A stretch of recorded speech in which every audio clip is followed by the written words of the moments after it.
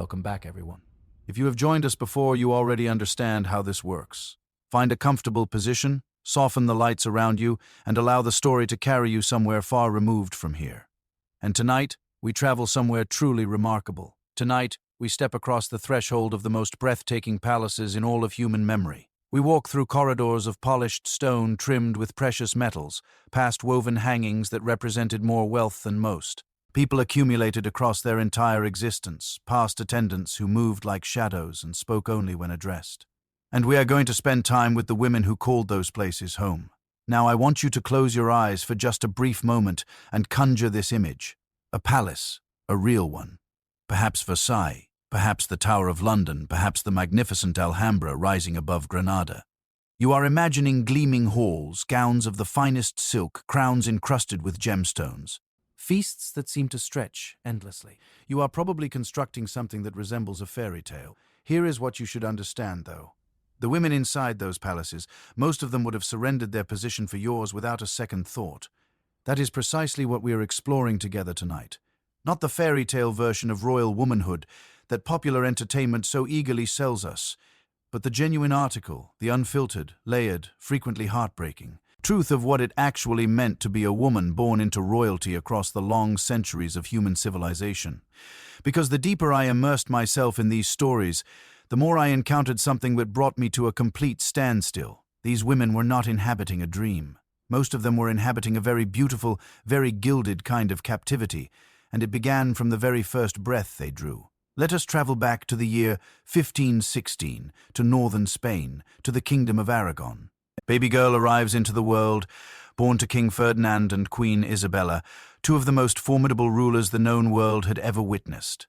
They name her Catherine. She is healthy, she is beautiful, and she represents, by the standards of that age, something of a disappointment. Not because anything was wrong with her, but simply because she was not a boy. This is the foundational thing we must understand about royal womanhood across the centuries. Before a girl took her first independent breath inside a palace, her value had already been carefully calculated. Sons inherited kingdoms, led armies into battle, carried the dynasty forward through time. Daughters were assets of an entirely different category. They were diplomatic currency, living, breathing instruments of political alliance. The moment a princess entered the world, the conversation in the throne room did not turn toward her education, or her happiness, or her particular gifts. It rotated immediately toward a single pressing question: who can we negotiate a marriage with? Catherine of Aragon was formally promised to Arthur, Prince of Wales, the heir to the English throne, when she was barely 3 years old. 3. She had scarcely learned to walk steadily across a room, and her entire future had already been arranged by men sitting in chambers she would never be permitted to enter. Now, fairness requires acknowledging that Catherine's situation was not particularly unusual. It was not even extreme, by the measurements of that era. Mary, Queen of Scots, was formally promised to the French Dauphin before she had lived a single week. 6 days after her birth, with her father freshly gone from the world, she was already technically a queen in her own right, and diplomats were actively negotiating the terms of her future marriage. 6 days old. There is something almost darkly absurd about that detail, if you allow yourself to genuinely absorb it. Imagine your family gathering to celebrate a birth announcement, and somewhere between the cake and the congratulations, someone announces that the husband has already been arranged. That was simply an ordinary Tuesday for the royal families of Europe. But here is where things grow genuinely heavy, and I think this is the dimension that most history books navigate around far too carelessly. These girls knew. As they matured, as they began making sense of the world surrounding them, they understood their position within it with a remarkable and often painful clarity. Royal daughters were educated, sometimes brilliantly so, but always toward a specific destination. You learned languages so that you could communicate effectively with your future husband's court. You learned music and movement so that you could be charming and graceful at his gatherings. You learned needlework and household management so that you could administer his palace with competence. Every subject pointed toward the same horizon. Everything served the life that had been chosen on your behalf before you possessed the ability to choose anything yourself. I have spent considerable time working through the personal correspondence and documented testimonies of royal women across history. And one of the things that strikes me with the most force is how early this awareness settled into their consciousness. The historian David Loades, writing about the Tudor court, observes that royal daughters understood their dynastic function by the time they reached 8 or 9 years of age. not through any formal lesson, but through watching, through listening carefully, through absorbing the conversations of adults who did not always remember to lower their voices when children were nearby. Eleanor of Castile, who would later become Queen of England as the wife of Edward I, departed her home in Spain for England as a young teenager. By most historical accounts, she adapted with extraordinary grace. She acquired English, embraced her adopted country, and by all available evidence built a partnership with her husband that contained genuine warmth and affection, which was, it must be said, rather uncommon in arranged royal marriages. When she died in 1290, Edward I was so devastated by her absence that he erected 12 memorial crosses along the route her body travelled back toward London, one placed at each location where her coffin rested overnight. Those are the Eleanor crosses, and some of them remain standing today. It is a beautiful story. It is entirely true, but even Eleanor of Castile did not choose to leave Spain. Even Eleanor did not choose Edward. The love that developed within the arrangement does not dissolve the arrangement itself. And for every Eleanor who discovered unexpected happiness, there were dozens of women whose stories concluded very differently. The physical reality of a royal girl's upbringing is something else worth inhabiting fully, because when we picture palace life, we naturally imagine freedom, open Space, gardens to run through, ballrooms to dance in, endless rooms waiting to be explored. The reality was something much closer to the opposite. Royal daughters lived under a degree of observation and control that would feel completely suffocating by any modern understanding. Their movements were carefully monitored, their companions were selected with deliberate care, their correspondence was sometimes read by others before it reached them. This was not cruelty for its own sake, it was the careful protection of an asset. A princess who conducted herself improperly, who was seen with the wrong companions, who gave anyone any reason whatsoever to question her virtue or her loyalty, lost her marriage value immediately. And in a world where her marriage represented the entire purpose of her existence, that loss was catastrophic. Consider what it would feel like to grow up understanding that your worth in the eyes of your family, your court, your entire kingdom depended entirely on things that bore no relationship to your intelligence, your courage, your particular character, or the dreams you carried quietly inside. It depended on your purity, your capacity for fertility, and your political usefulness to people who mostly never consulted your opinion. Margaret Beaufort, mother of the future Henry VIII of England, was given in marriage for the first time at age 12. She would later write about that chapter of her life with a kind of measured, restrained anguish that is difficult to absorb even centuries removed from the events. She did not rage against it openly in her letters. Women rarely could afford open rage. She simply described what had happened. And in the describing, the full weight of it travels through to the reader with remarkable clarity. Here is the personal observation I return to most often whenever I engage with this history. We tend to look at royal women of the past with a particular kind of distant pity. We say to ourselves, well, that is simply how it was in those days, and we move forward. But I think that framing lets us release something we ought to hold on to, because these were not passive figures simply enduring their circumstances without comprehension. Many of them were acutely, painfully conscious of the distance between what they were genuinely capable of and what they were actually permitted to become. That distance was not created by history in some abstract, impersonal sense. It was created by specific choices made, by specific individuals, enforced through specific laws, justified by specific beliefs. And understanding that distance, truly understanding it, is the beginning of understanding who these women actually were. Not the decorative presences in the oil paintings, not the names attached to famous kings, but the actual human beings navigating an impossible system with intelligence, resilience, and sometimes a quiet defiance that history has only recently begun to properly recognize. We have only just begun here, because as difficult as the earliest chapters of a royal woman's life could be, they were frequently just the opening movement of something considerably more complicated. Once a princess departed her home, sometimes at 14, sometimes at 16. Almost always frightened and working very hard not to show it, she entered a world governed by its own entirely separate rules. Rules about power, about survival, about what happened behind the polished doors of the royal bedchamber, and what transpired there. That is precisely where we are headed together next. There is a question I find myself returning to constantly whenever I read the letters and private journals of royal women from the medieval and early modern periods. Not the large political questions, not the questions about power or marriage or survival that we have been sitting with since the beginning of this series. A much simpler one. What did they actually understand? Not what they were supposed to know, not what the official record says they were taught, but what was genuinely alive inside their minds. what ideas they had truly wrestled with, what languages they could actually think within, what understanding of the world they had been permitted to develop before they were handed over to the diplomatic machinery that would determine the rest of their lives. We give this question the attention it deserves because the answer turns out to be one of the most surprising and most consequential things about royal women across history, and it divides almost perfectly into two categories that led, with remarkable consistency, to two very different kinds of outcomes: the women who received genuinely substantive education and the women who did not. Let me begin with something that may genuinely surprise you. The most educated women in 16th century Europe were not scholars, were not members of religious communities, were not the daughters of humanist philosophers, though all of those groups had their remarkable individual representatives. The most consistently, deliberately, rigorously educated women in Renaissance Europe were royal daughters. Not all of them, not even the majority of them. But the ones who did receive serious education were educated with an intensity and a purposefulness that had almost no parallel anywhere in the broader culture. The reason behind this was not generosity or forward thinking. It was, like almost everything in the world we have been examining, primarily strategic in nature. A royal daughter who could converse with genuine fluency in Latin, French, Spanish, and Italian was worth considerably more on the diplomatic marriage market than one whose accomplishments extended only to needlework.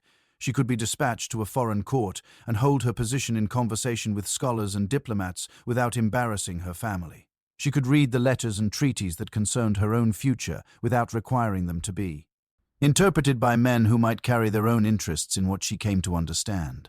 She could represent her family's intelligence and cultural sophistication to the watching courts of Europe. Her education was fundamentally a form of strategic branding. Her learning was an asset belonging first and most completely to her father's foreign policy. But here is what no one fully anticipated. When you genuinely educate a person, truly educate them, give them Latin and Greek and philosophy and history and the instruments to read primary sources and reach independent judgments, you do not simply produce a more valuable diplomatic commodity. You produce a person who thinks, and thinking, for the women living inside the systems we have been examining, turned out to carry consequences that were genuinely extraordinary. Catherine of Aragon, the same Catherine we followed from Spain to England through the hardship of her diplomatic limbo years, had received an education designed personally by her mother Isabella of Castile with specific guidance from the humanist scholar Antonio de Nebrija. She could read and write Latin with complete fluency before she reached her 10th birthday. She studied classical history, theology, canon law, and rhetoric. She was taught that a queen's mind was as essential to her role as her physical well-being. Isabella, who had spent her entire reign demonstrating that female governance was not only possible but could be exceptionally effective, was not interested in raising daughters who were merely decorative additions to European courts. When Catherine arrived in England and began her long years of reduced circumstances and diplomatic uncertainty, she did not simply wait passively for someone else to determine her fate. She wrote letters, hundreds of them, to her father Ferdinand, to the Pope, to the network of European ecclesiastical and diplomatic contacts she had carefully cultivated over the years. And those letters, composed in flawless Latin, arguing complex theological and legal positions with real precision and remarkable depth, became the primary weapon in her defense of her marriage when Henry VIII eventually moved against it. The historian David Starkey has observed that Catherine's defense of her marriage was one of the most sophisticated legal and theological arguments produced by anyone, male or female, during the entire Tudor period. She drew on canon law, scripture, patristic sources, and classical precedent. Argued circles around Henry's hired scholars. She forced the debate into territory that made any simple resolution essentially impossible for years. Her education did not ultimately save her marriage, but it transformed what might have been a quiet, helpless dismissal into a decade-long international legal crisis that shook the very foundations of the English Church. That is what genuine education looks like when it is real and fully applied. Now, here is the comparison I think illuminates this more sharply than almost anything else. Elizabeth I and Mary, Queen of Scots, were cousins. They inhabited the same century. They were both royal women operating within the same political environment. They confronted many of the same pressures, the same suspicions, the same demands from the men surrounding them. Their educations could not have been more dramatically different from one another. Elizabeth received what was, by any honest measure, one of the finest educations provided to any person. In 16th century England, her tutors included Roger Ascham, one of the great humanist scholars of the age, who wrote extensively about her extraordinary intellectual capacity and her disciplined approach to learning. By her mid-teens, she had translated classical texts from Greek and Latin into English and French. She spoke 6 languages with genuine fluency. She had engaged seriously with mathematics, history, rhetoric, and moral philosophy. Mary, Queen of Scots, was educated at the French court, which was sophisticated and culturally rich by the standards of that era. But her education followed a more conventional model for noble girls of the period, with emphasis on social accomplishments, languages suited to court performance, religious instruction, and the arts of elegant presentation. She was charming, cultivated, and genuinely gifted in the social dimensions of court life. She was simply not given the rigorous intellectual framework that Elizabeth had received throughout her formative years. When both women encountered the political crises of their adult reigns, and both of them certainly did, the difference in their preparation became visible through their responses. Elizabeth navigated crisis after crisis with a combination of strategic delay, careful deflection, and a willingness to change direction without losing her standing that drove her advisors, to genuine frustration while simultaneously preserving her reign across 45 years. She understood the machinery she was operating within well enough to manipulate it with considerable sophistication and consistency. Mary made decision after decision that, with the advantage of historical perspective, appear almost incomprehensible in their political naivety.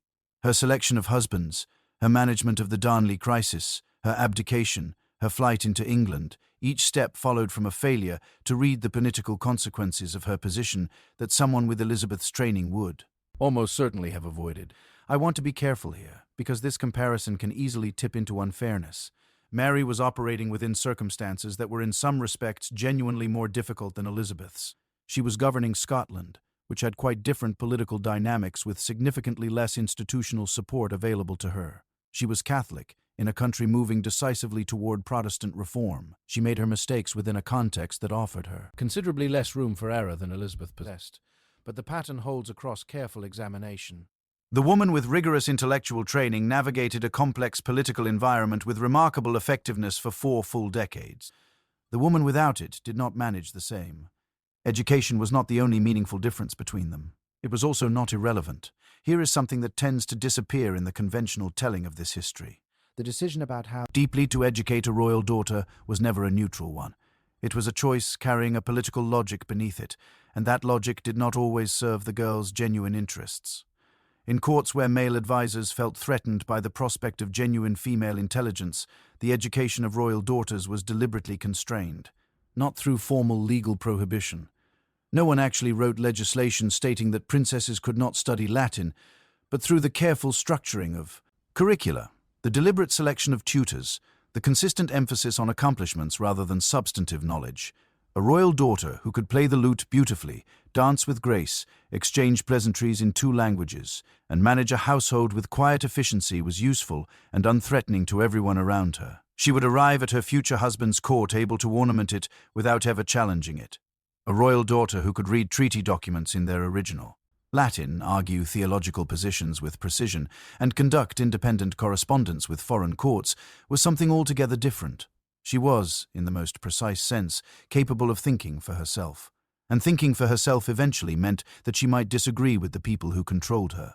The historian Lisa Jardine, in her work on women and Renaissance humanism, traces the tension in 15th and 16th century educational theory between genuine female education and what she identifies as performative learning, the cultivation of accomplishments designed to display female quality without actually producing female independence.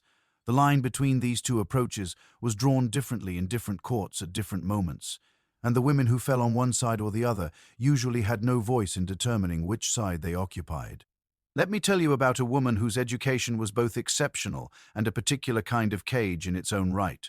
Lady Jane Grey, whom we will encounter again in a considerably darker context later in this series, was by all contemporary testimony one of the most brilliantly educated young women of the entire Tudor period. Her tutors included John Aylmer, who later became Bishop of London. She had engaged seriously with Greek, Latin, Hebrew, Italian, French, and Spanish. She corresponded with Heinrich Bullinger, one of the foremost Protestant theologians of Europe, in fluent Latin from approximately the age of 12. He wrote back to her as an intellectual equal across the distance of Europe. Roger Ascham, who had also served as Elizabeth's tutor, visited Bradgate Hall in 1550 and discovered Jane reading Plato's Phaedo in the original Greek while the rest of her family was outdoors hunting. When he asked why she had remained inside rather than joining them, she explained, in a paraphrase of Asham's own written account, that everything the hunting party could offer her was a shadow compared to what she found among her books. She was 13 years old. When Asham wrote about this encounter later, he described her parents as harsh and demanding, and her life at home as one of considerable emotional difficulty. The books were not simply a source of intellectual pleasure. They were sanctuary, the one space in which her considerable intelligence could move freely without constraint. Jane Grey's education gave her an interior life of extraordinary richness and depth. It gave her no power whatsoever over what happened to her exterior one. She was proclaimed queen without her consent. She was executed before she reached 18 years of age. Her learning was the most genuinely real thing about her, and it could not protect her at all. I find that particular truth one of the most significant and most painful in this entire series. Education transformed what these women could think. It did not always change what could be done to them. Now I want to step outside Europe for a moment, because the story of royal women's education is not exclusively a European story, and examining other traditions illuminates something important about the broader pattern. In the Ottoman imperial household, the education of women, both the Sultan's daughters and the women of the harem, followed a structured curriculum that was in certain respects more systematic than what many European courts offered their daughters. Girls in the imperial household were taught reading, writing, poetry, music, and religious study. The most talented among them were identified early and provided advanced instruction in their particular areas of gift. A woman who demonstrated exceptional intelligence and cultivated real skills had a genuine pathway toward influence through the role of trusted counselor within the household structure. This system was still emphatically a system of constraint. These were not free women by any modern understanding, but the pathway from demonstrated intellectual quality to acknowledged influence was in some respects more clearly defined than in many European courts, where a woman's learning might be privately admired and entirely ignored when matters of real consequence arose.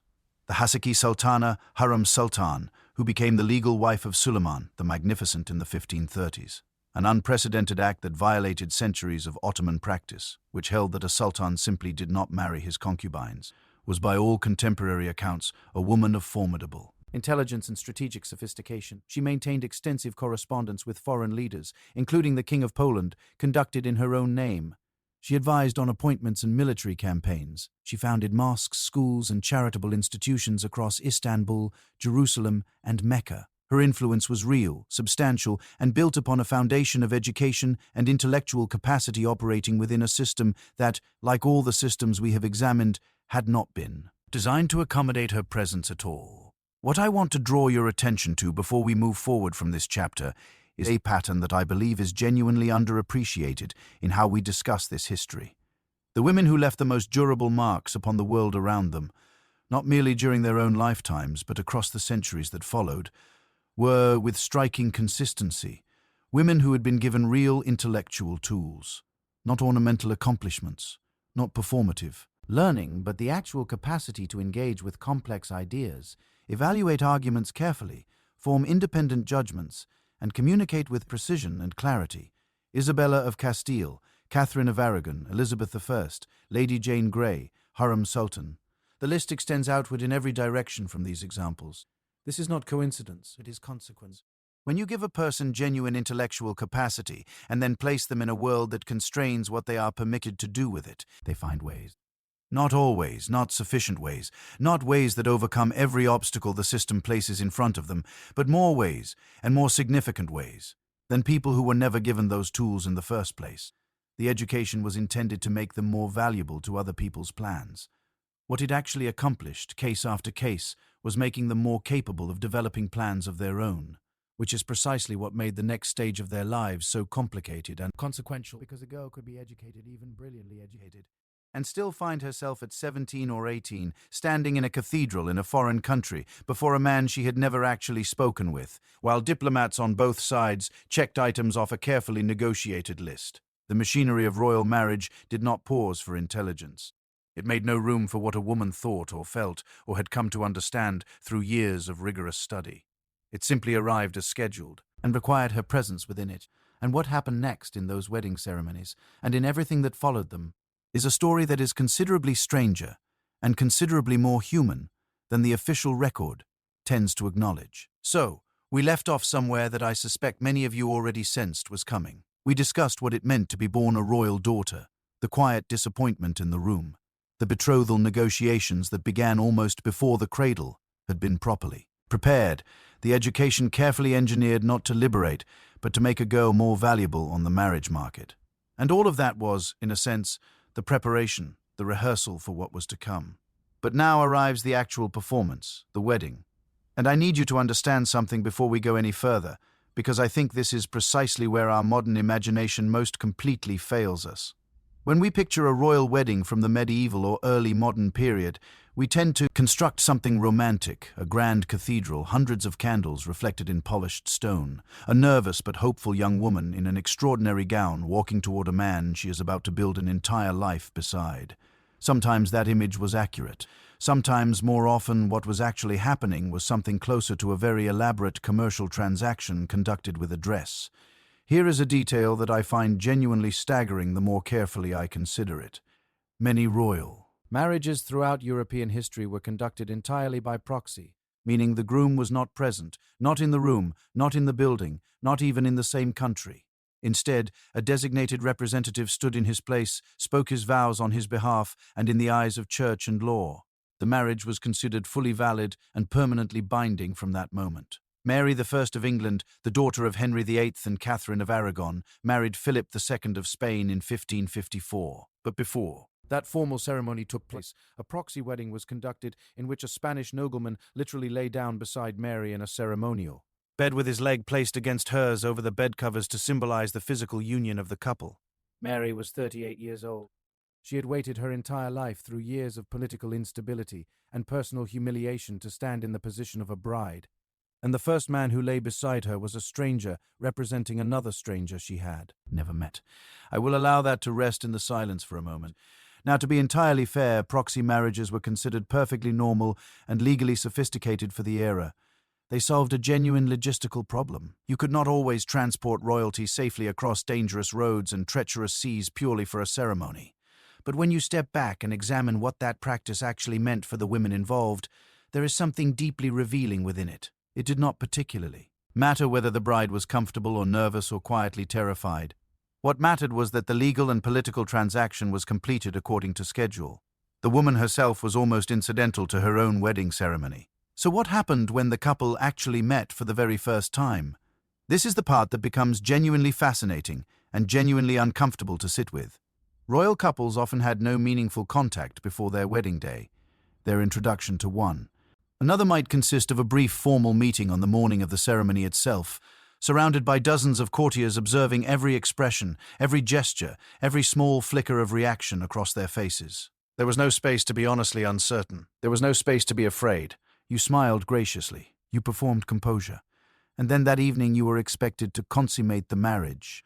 Not quietly, not privately, but in a ritual that in many courts involved witnesses. Courtiers would sometimes accompany the couple to the bedchamber. The bed would receive a blessing from a priest, and formal witnesses would be present to confirm that the couple had actually shared it, because consummation was what transformed a marriage into something legally unbreakable. Without it, the union could be annulled. So the kingdom required confirmation. Think about that from the perspective of a 16-year-old girl who had never once been alone with this man in her entire life. I find myself returning to one particular story here because it illustrates this dynamic in a way that is simultaneously absurd and genuinely moving. When Anne of Cleves arrived in England in January of 1540 to marry Henry VIII, Henry was so impatient to see his new bride that he broke all established protocol and rode to meet her incognito before she reached court. His intention was a romantic surprise.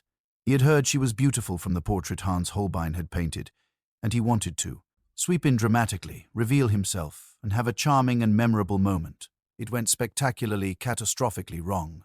Anne of Cleves did not recognize the large, red-faced man bursting unannounced into her chamber, and she treated him exactly as she would have treated any impertinent stranger, with polite but firm dismissal.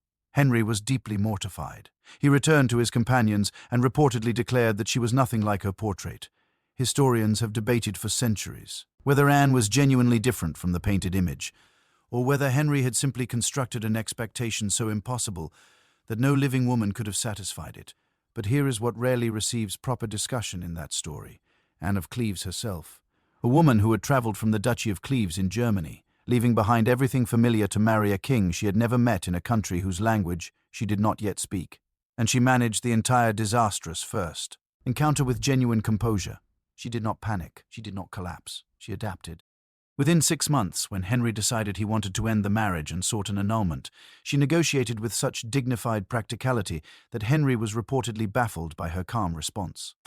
She secured a generous settlement, kept several properties, and lived out the remainder of her life in England with more genuine freedom and financial security than she had ever possessed as a royal bride. Sometimes, surviving meant understanding precisely when to release your grip. Anne of Cleves understood this in a way that Henry, despite all his power, never quite managed. Now, here is where I want to offer a perspective that gets lost in many popular retellings. We tend to frame royal marriages as being primarily about the women who endured them.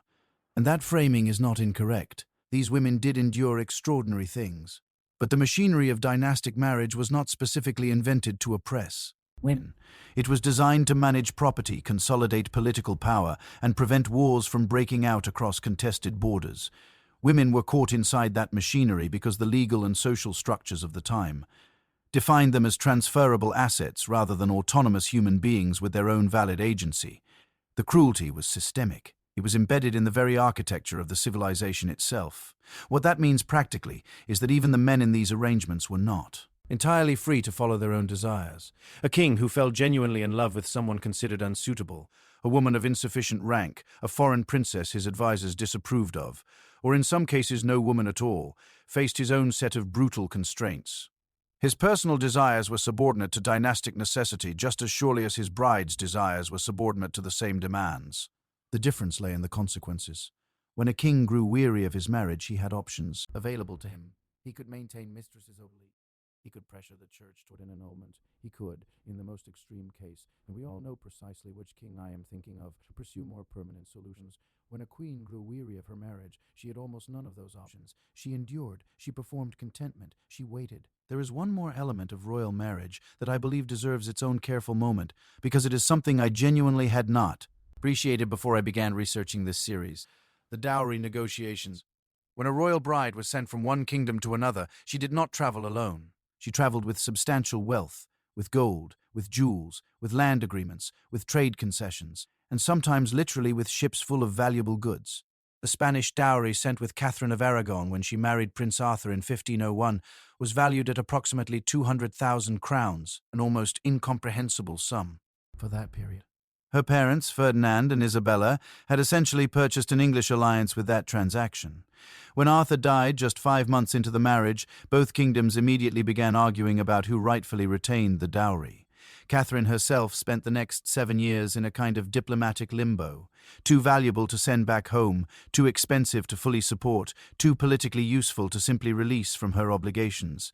She lived in reduced circumstances, her household staff going unpaid, her clothing wearing thin, writing letters to her father in Spain and begging for financial assistance. The woman who had been celebrated as a great prize of European diplomacy was now essentially an accounting problem requiring a solution. She was 23 years old.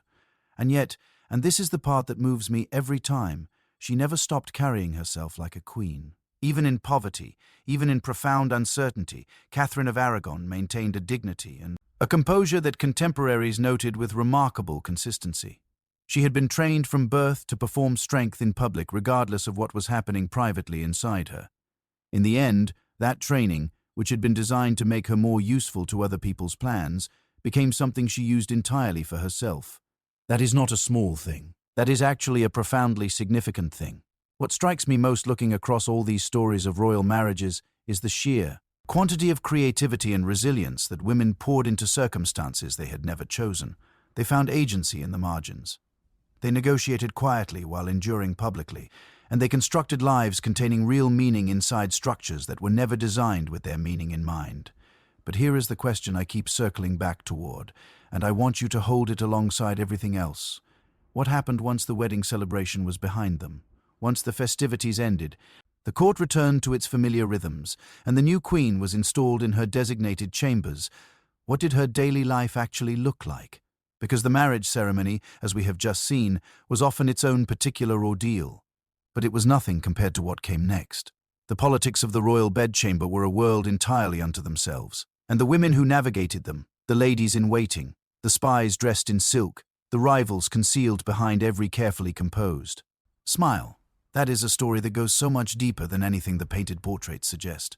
Picture this for a moment. You are a queen. You have survived the betrothal, the proxy ceremonies, the terrifying journey to a foreign country, the wedding night alongside a stranger.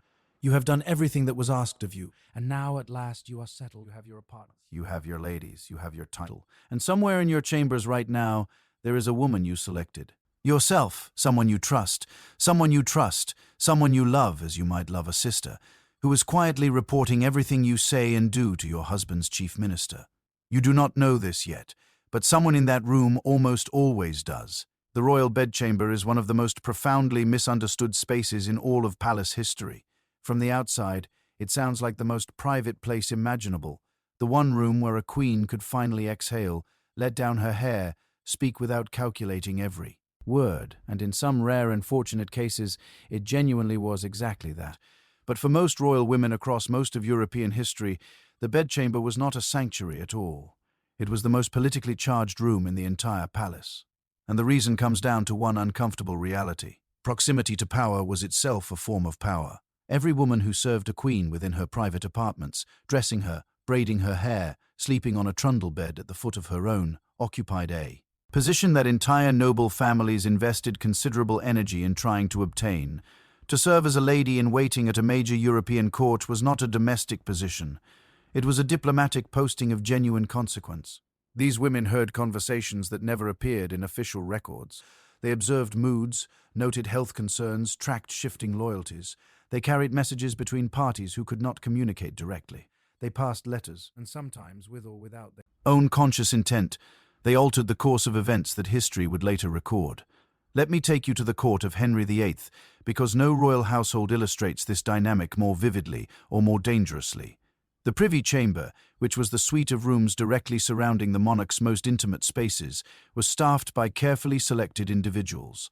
For a queen, these were women, ladies of the bedchamber, women of the Privy Chamber, maids of honor, each rank carrying its own specific level of access and its own particular proximity to the queen's body and private thoughts.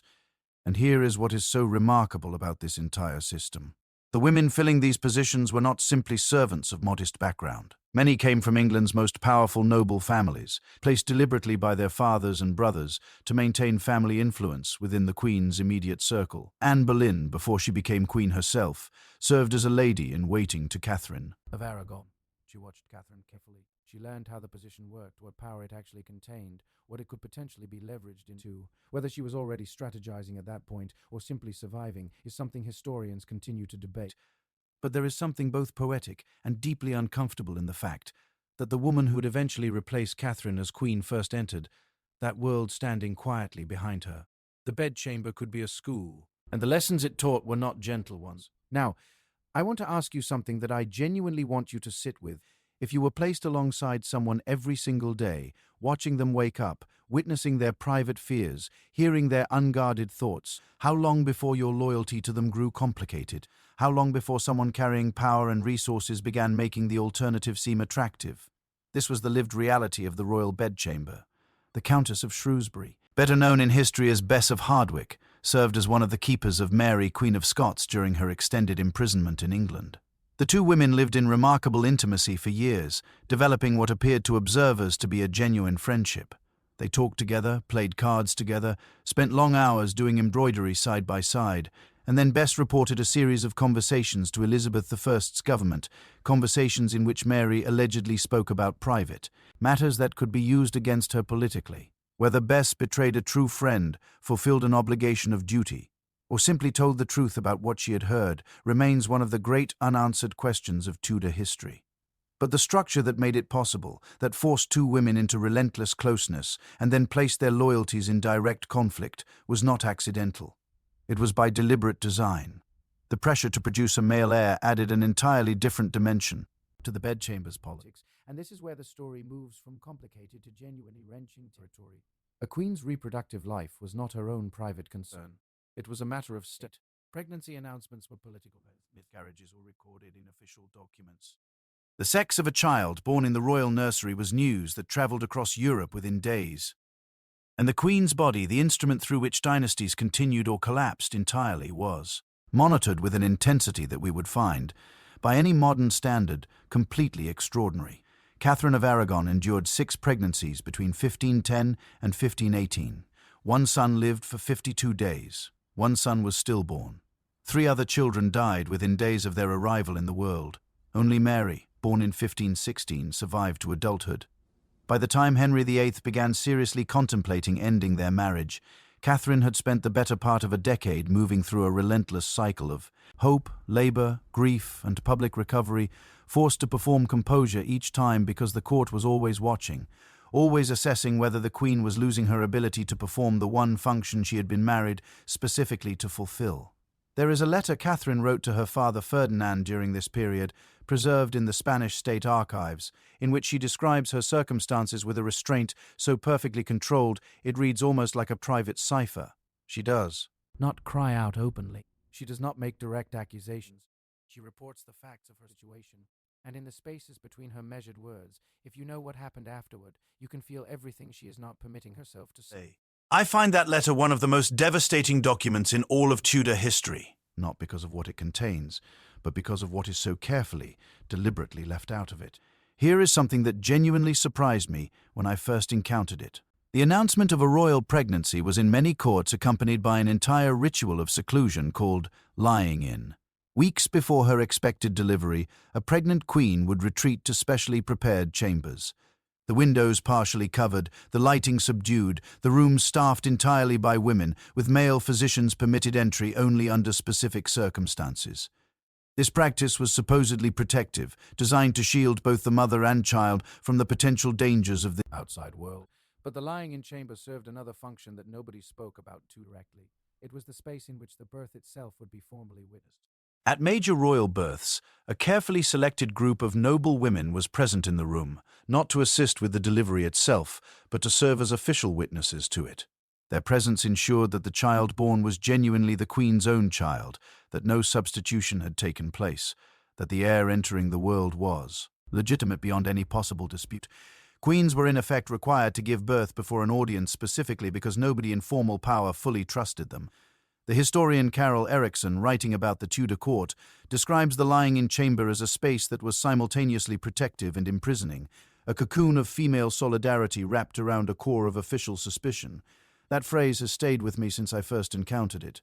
A cocoon of female solidarity wrapped around a core of official suspicion. I think it describes not just the lying-in chamber, but the entire relationship between royal women and the institutions that defined the boundaries of their lives. And then there was the grief.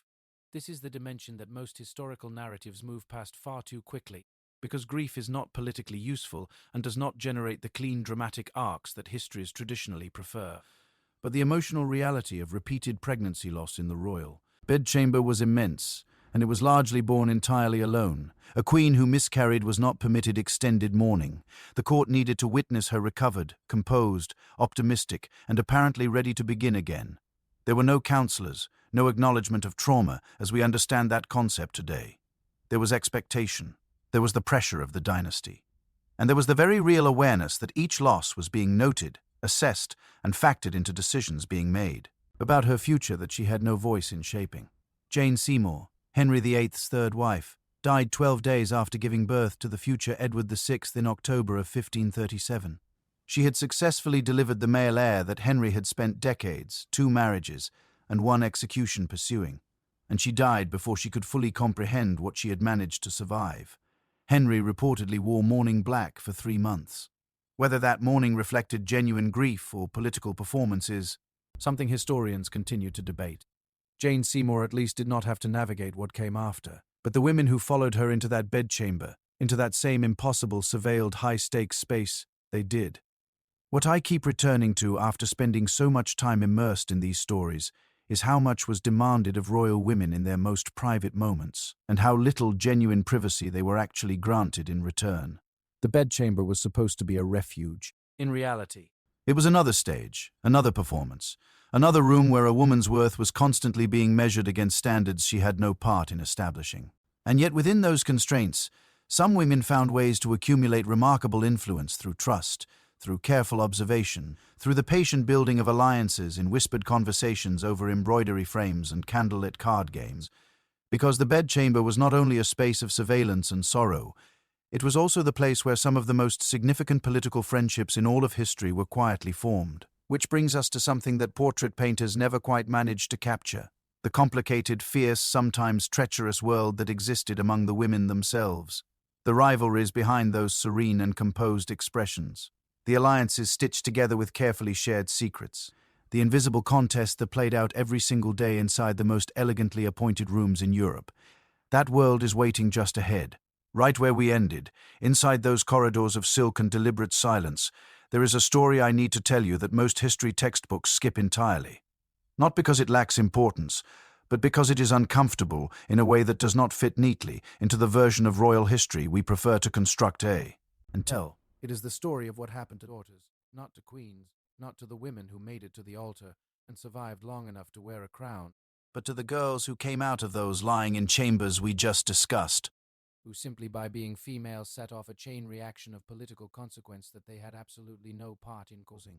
Stop for a moment and think about what it would feel like to grow up knowing, not suspecting, not fearing, but actually knowing that the day you were born was one of the most disappointing days of your father's entire life.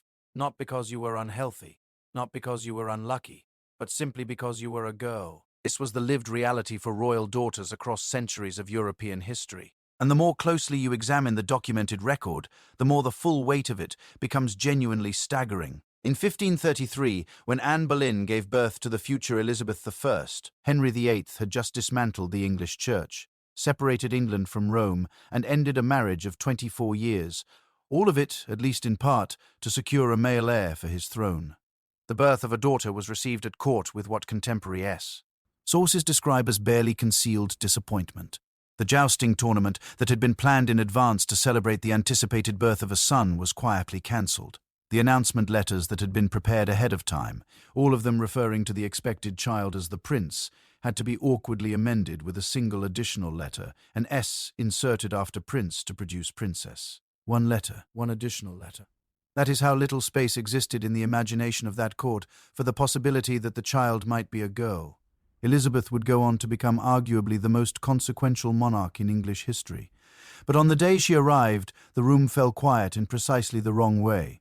Now, here is the layer beneath that story that I find even more genuinely fascinating, and I want you to sit with this, because it reframes how we understand this entire era. The obsession with male heirs was not simply about personal preference or arrogance, though there was certainly plenty of both present. It was rooted in a legal and theological framework that had been deliberately constructed over centuries specifically to concentrate hereditary power within the male line. The Salic law, which operated across much of continental Europe, explicitly prevented women from inheriting thrones. In France, it was applied with such strict consistency that when the direct male Capetian line died out in 1328, the crown passed to a cousin rather than to the daughters of previous kings, a decision that helped ignite the 100 Years' War. Consider that for a moment. A war that lasted 116 years and killed hundreds of thousands of people, triggered in part by the question of whether a woman could legitimately inherit a throne. The stakes attached to the sex of a royal baby were not imaginary. They were written directly into the legal architecture of civilization itself, which means that every queen who gave birth to a daughter was not simply experiencing personal disappointment. She was, in the eyes of her court and her husband, producing an outcome with genuine geopolitical consequences, and she bore the blame for it. Here is something that tends to vanish entirely when we discuss this history from a modern vantage point. Medieval and early modern science, and I use that word loosely here because what passed for medical knowledge in the 15th and 16th centuries would give any contemporary physician pause, held that the sex of a child was determined by the mother. A strong, healthy male contribution to conception, according to the dominant thinking of that age, produced sons. Daughters were understood to result from weakness in the maternal contribution. This was not fringe thinking confined to the poorly educated. It was mainstream medical doctrine derived from ancient Greek texts that had been accepted as authoritative for more than 1,000 years. So when a queen produced daughter after daughter, or worse, lost pregnancy after pregnancy, she was not simply experiencing biological misfortune. In the understanding of her time, she was actively failing. She was demonstrating medically and morally that something was deficient within her. The cruelty of this framework is almost too perfectly constructed to be historical. But it is entirely real, and queens knew it. They knew what was being said in the corridors beyond their chambers. They knew what their husbands' advisors were writing in their private correspondence. They understood that every daughter who arrived instead of a son was another entry on a ledger that was being maintained against them. I want to tell you about a woman named Joanna of Castile, and I want to tell her story carefully, because it is one of the most profoundly misrepresented stories in all of royal history. Joanna was the daughter of Ferdinand and Isabella, the same Isabella we discussed earlier, and she became Queen of Castile in her own right in 1504, following her mother's death. She was by inheritance and by law one of the most powerful women anywhere in Europe. She was also, within a few years of her mother's death, stripped of all real governing authority and officially declared mentally unfit to rule. The official narrative repeated across centuries was that Joanna was mentally unstable, obsessively devoted to her husband Philip of Burgundy, devastated beyond recovery by his sudden death in 1506, and progressively incapable of exercising governance. She was placed under what amounted to house arrest, first by her father Ferdinand, and then by her own son, the future Holy Roman Emperor Charles V. She spent approximately 46 years, confined at the castle of Tordesillas in Spain. She died there in 1555, at approximately 75 years of age, having been effectively imprisoned for the last 5 decades of her life. For a very long time, historians accepted this narrative without significant challenge. Joanna was mad. Joanna was the tragic queen who refused to permit her husband's coffin to be buried. Joanna was simply not capable of governing a kingdom. More recent historical scholarship has substantially complicated that picture. Historians, including Bethany Aram, whose detailed research on Joanna drew extensively on primary source documents, have argued that the evidence for Joanna's supposed mental incapacity was largely produced by the very men who stood to gain the most from declaring her unfit to rule. Her father Ferdinand wanted to maintain his own regency over Castile. Her husband Philip wanted uncontested control over her kingdom. Her son Charles needed her out of his way to consolidate his own vast empire. Joanna's madness, in other words, may have been at least partly a story told by powerful men about a powerful woman who refused to cooperate fully with their designs for her inheritance. Does that mean she was entirely well? The honest answer is that we genuinely cannot know with certainty 5 centuries after the events in question. What we can know is that the people who controlled the narrative about her mental state had enormous incentives to shape it in a particular direction, and we should hold that knowledge carefully whenever we read her story. The pattern that Joanna's story represents is worth naming directly because it repeats across cultures and centuries with remarkable consistency. When a royal woman exercised power that the men around her found threatening or simply inconvenient, the response was rarely a direct confrontation. Direct confrontation would have required acknowledging her as a legitimate rival, which was politically complicated and publicly awkward. Instead, the response was frequently to undermine her credibility, to question her judgment, her stability, her rationality, to suggest in language carrying the authority of medicine and religion that she was simply incapable of holding the power she possessed. This was not a uniquely medieval problem. But in a world where women had almost no legal recourse, almost no independent platform from which to dispute characterizations of themselves, and almost no allies who were not also dependent on the men-making, those characterizations, it was devastatingly effective. Let me bring this back to something more immediate, because I think there is a question worth genuinely sitting with here.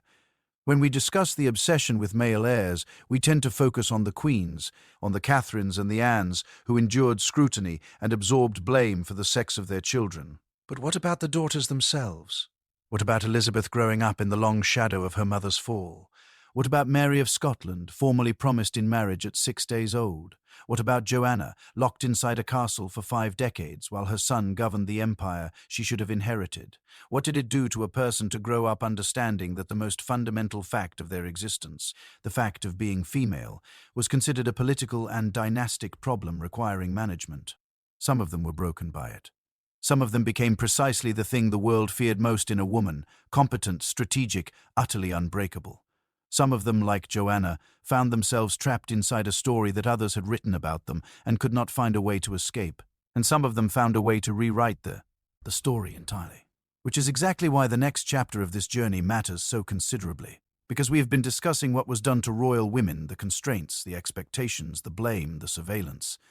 But the court was not only a space of oppression, it was also, strangely, a space of possibility. And the women who understood that, the ones who learned to read the invisible architecture of courtly power and move within it with terrifying precision, they built something that the men surrounding them never anticipated. Not armies, not legislation, something quieter than either of those things, and in many ways considerably more durable. They built networks, and what happened inside those networks? The alliances formed over card tables and embroidery frames, the rivalries that toppled careers, the friendships that quietly shaped foreign policy.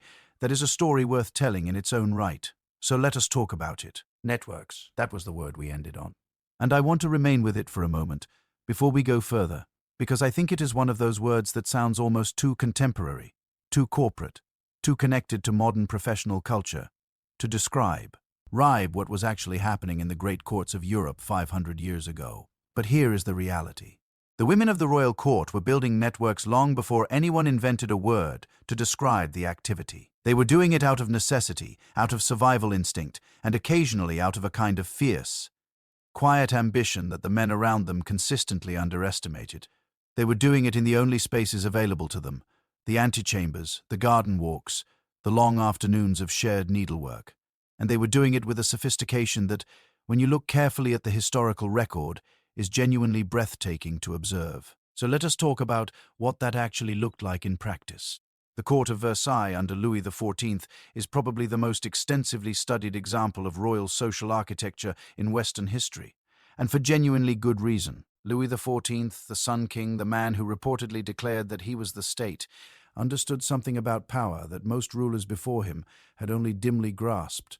He understood that the most dangerous people in a kingdom were not the ones commanding armies.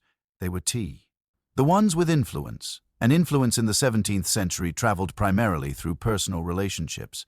So Louis did something extraordinary. He moved the entire French nobility into his palace, not metaphorically, but literally. He constructed Versailles as a machine for concentrating the aristocracy in one location under his direct observation, where their considerable energies would be consumed by the elaborate rituals of court life, rather than directed toward potential rebellion in their home provinces. The morning ritual of the king's lever, the ceremonial process of getting out of bed, involved dozens of nobles competing for the privilege of handing Louis his shirt. Grown men, genuinely powerful men, fighting over a shirt. It sounds ridiculous when described plainly. It was also a stroke of political genius. But here is what this system created for the women of the court, and this is the part that I believe deserves far more attention than it typically receives. When you compress hundreds of ambitious, intelligent, politically connected people into a single palace and make their entire social and professional existence dependent on proximity to power, you create new developments in which informal influence becomes extraordinarily valuable. And women who were excluded from the formal structures of government, from the war councils and the ministerial offices and the diplomatic missions abroad, discovered that the informal structures were where the real decisions were actually being shaped. Let me introduce you to someone who understood this better than almost anyone in the history of the French court, Françoise de Maintenon. She is not as famous as she deserves to be, and I think that is partly because her story does not accommodate the simple narratives we tend to prefer. She was not born into nobility. She was not beautiful in the conventional sense of her era. She did not arrive at court carrying connections or wealth or a powerful family name to open doors for her. What she possessed was intelligence. Extraordinary, patient, strategic intelligence. Maintenance first entered the orbit of the French court as the governess to the courtiers, as the governess to the illegitimate children of Louis XIV and his official mistress Athénée de Montespan. Allow that to settle for a moment. She was employed by the king's mistress to care for the king's illegitimate children. By any reasonable calculation, she was starting from the absolute bottom of the informal court hierarchy. Within roughly a decade, she had become Louis XIV's closest confidant, and by around 1683, following the death of his queen, Maria Theresa of Austria, she and Louis were secretly married, making her in effect, if not in public acknowledgement, the Queen of France. She held that position until Louis died in 1715. 32 years. How did she accomplish it? Not through scandal, not through spectacle, not through the kind of dramatic political maneuvering that makes compelling cinema. She did it through something far less glamorous and far more sustainable. She listened, remembered. She made herself, across years of patient and careful attention, genuinely indispensable to a man who had every resource in the world available to him, but very few people he could actually trust without reservation. The historian Veronica Buckley, in her biography of Maintenon, describes her as someone who essentially invented herself from nothing, who understood that in a court where everyone was performing their assigned role, the most powerful thing she could offer was the appearance of authenticity. Whether that authenticity was genuine or carefully constructed is a question that probably cannot be definitively answered, but the effect of it was undeniable to anyone who observed her. Now, I want to be honest about something here because I think the romantic version of this story, the clever woman rising from obscurity through sheer intelligence to win the king's devotion, can obscure something genuinely important. The system that Maintenon navigated was not designed to reward intelligence in women. It was designed to reward compliance, beauty, and fertility above all else. The fact that she found a path through it does not make the system admirable. It makes her remarkable. There is a real difference between those two things, and it matters considerably. For every Françoise de Maintenon who found a way to accumulate genuine influence, Françoise de Maintenon became known as the Queen of the Franche-Comté, and her influence extended far beyond her own family. There were dozens of women at Versailles who spent their entire lives in the antechambers, present at every significant event, witness to every important conversation, and completely without power to affect any of it. Women who had been dispatched to court by their families to secure advantageous marriages or maintain family connection. Who played their designated roles with perfect precision for decades, and whose names do not appear in any history book because they never managed, or never attempted, to break through towards something beyond. Are they less interesting than Maintenon? I genuinely do not think so. I think they are differently interesting. They are the texture of the thing, the ordinary fabric against which the extraordinary figures stand out more clearly. But the networks we are discussing were not only constructed on personal ambition. Some of the most significant ones were built on something older and stranger and harder to categorize cleanly. Shared survival. When you live in close quarters with a group of women for years, when you share meals and confidences and the long, anxious hours of waiting for news that will change everything, you build bonds that do not carry a clean political label. Bonds that are sometimes loyalty and sometimes something closer to mutual dependence and sometimes honestly, something that looks a great deal like love. The documented friendships between court women across European history represent one of the genuinely underexplored areas of the period. And when you find, they are striking in their intensity and their remarkable durability across time. Henrietta Maria, the French-born Queen of Charles I of England, maintained a network of friendships with her ladies-in-waiting that held together through civil war, through exile, through poverty, through the execution of her husband. When Charles was captured by parliamentary forces and the court scattered to the winds, it was this network, women moving quietly between England and the continent, carrying messages, managing small amounts of money, keeping channels of communication open against all odds, that sustained the royalist cause through its darkest and most desperate years. These women are rarely named in the history books. They appear in footnotes if they appear at all. But the infrastructure they maintained, built entirely on personal trust and activated through the relationships of the court, was genuinely consequential to the events that followed. I want to ask you something directly. When you think about political power, real power, the kind that shapes events and changes outcomes, what do you picture? I suspect most of us picture something visible and document. Noted. A speech, a vote, a signature placed on a document, something that leaves a clear mark in the official record for future generations. But the women of the royal court operated almost entirely in the space that does not leave clear marks. They whispered rather than announced. They suggested rather than commanded. They shaped rather than decided. And for centuries that invisibility was mistaken for absence, as though because we cannot see it easily in the archival record, it must not have existed at all. The historian Sharon Kettering spent years studying what she called the patronage networks of early modern France. And one of her central arguments was that women, particularly women at court, were far more active participants in the distribution of political patronage. The appointments, the favors, the introductions that determined who rose and who fell, than the official record suggests. She estimated that something approaching 1/3 of all patronage letters in her study period involved women either as brokers or as beneficiaries. 1/3. In a world where women held no formal political office, that is not a footnote in the historical record. That is a structural feature of how power actually worked in practice. Of course, networks built on proximity and personal trust could be dismantled just as quickly as they were assembled. And this is where the story takes a turn that is both darkly fascinating and genuinely difficult to sit with comfortably. When the rivalries between court women turned serious, and they did with remarkable regularity, the consequences were not the kind that ended in hurt feelings and awkward gatherings. They ended careers.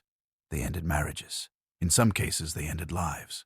The fall of Athénaïs de Montespan, who had been Louis XIV's official mistress for approximately 16 years, and arguably one of the most powerful women in all of France, illustrates this with particular clarity. Montespan's position depended entirely on the king's continued personal favor, a favor she had maintained through a combination of brilliant conversation, political shrewdness, and the sheer force of a personality that contemporaries described as both magnificent and genuinely terrifying in its intensity. And then the affair of the poisons happened. In 1679, a police investigation into a network of fortune-tellers, alchemists and suspected poisoners in Paris began pulling at threads that led improbably and horrifyingly toward the highest levels of the French court. Several women connected to the court were formally implicated. Some of the testimony and historians remain genuinely divided about how much was reliable and how much was extracted under duress, pointed toward Montespan herself. Louis XIV suppressed much of the investigation. The full records were sealed for over 2 centuries. Montespan was never formally charged with anything, but she never recovered her position at court. The king's favor, once genuinely in doubt, could not be rebuilt through any means available to her. By 1691, she had retired from court entirely. What replaced her? Partly circumstance, partly the patient, quiet presence of the woman who had been watching and waiting and making herself indispensable for years. Françoise de Maintenon. There is something almost mathematical about the way Versailles operated as a system.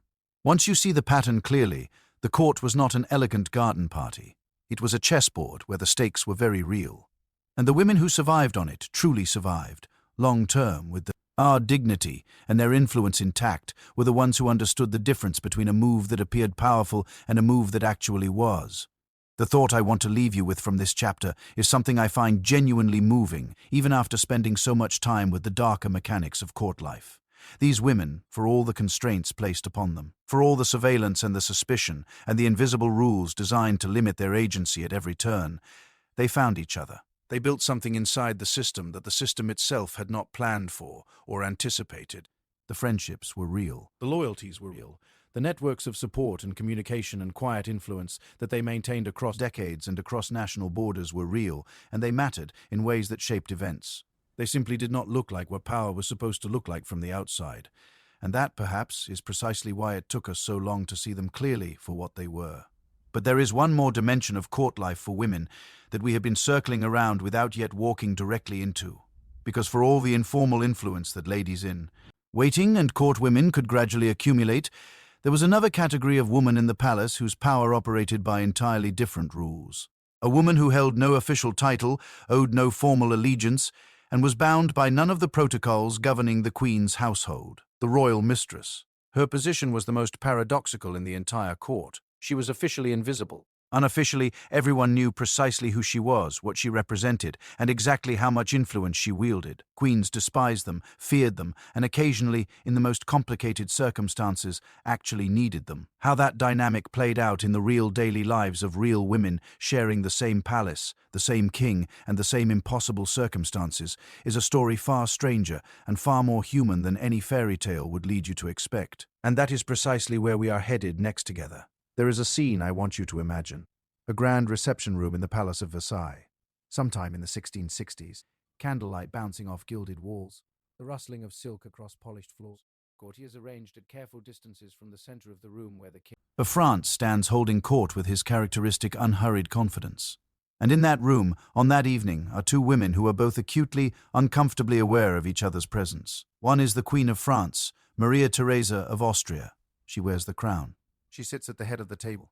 She has given the king 3 surviving children and devoted her entire life to being precisely what a queen was expected to be. The other woman is Louise de la Vallière. She wears no crown, she holds no official title, she has no formal role in the proceedings whatsoever. And yet every person in that room knows, with the kind of knowledge that nobody speaks aloud, but everybody quietly carries, that Louise de la Vallière is the one the king actually wants to be near. Maria Theresa knows it too. She has known it for years, and there is almost nothing she can do about it. The institution of the royal mistress is one of those historical realities that tends to make modern audiences genuinely uncomfortable.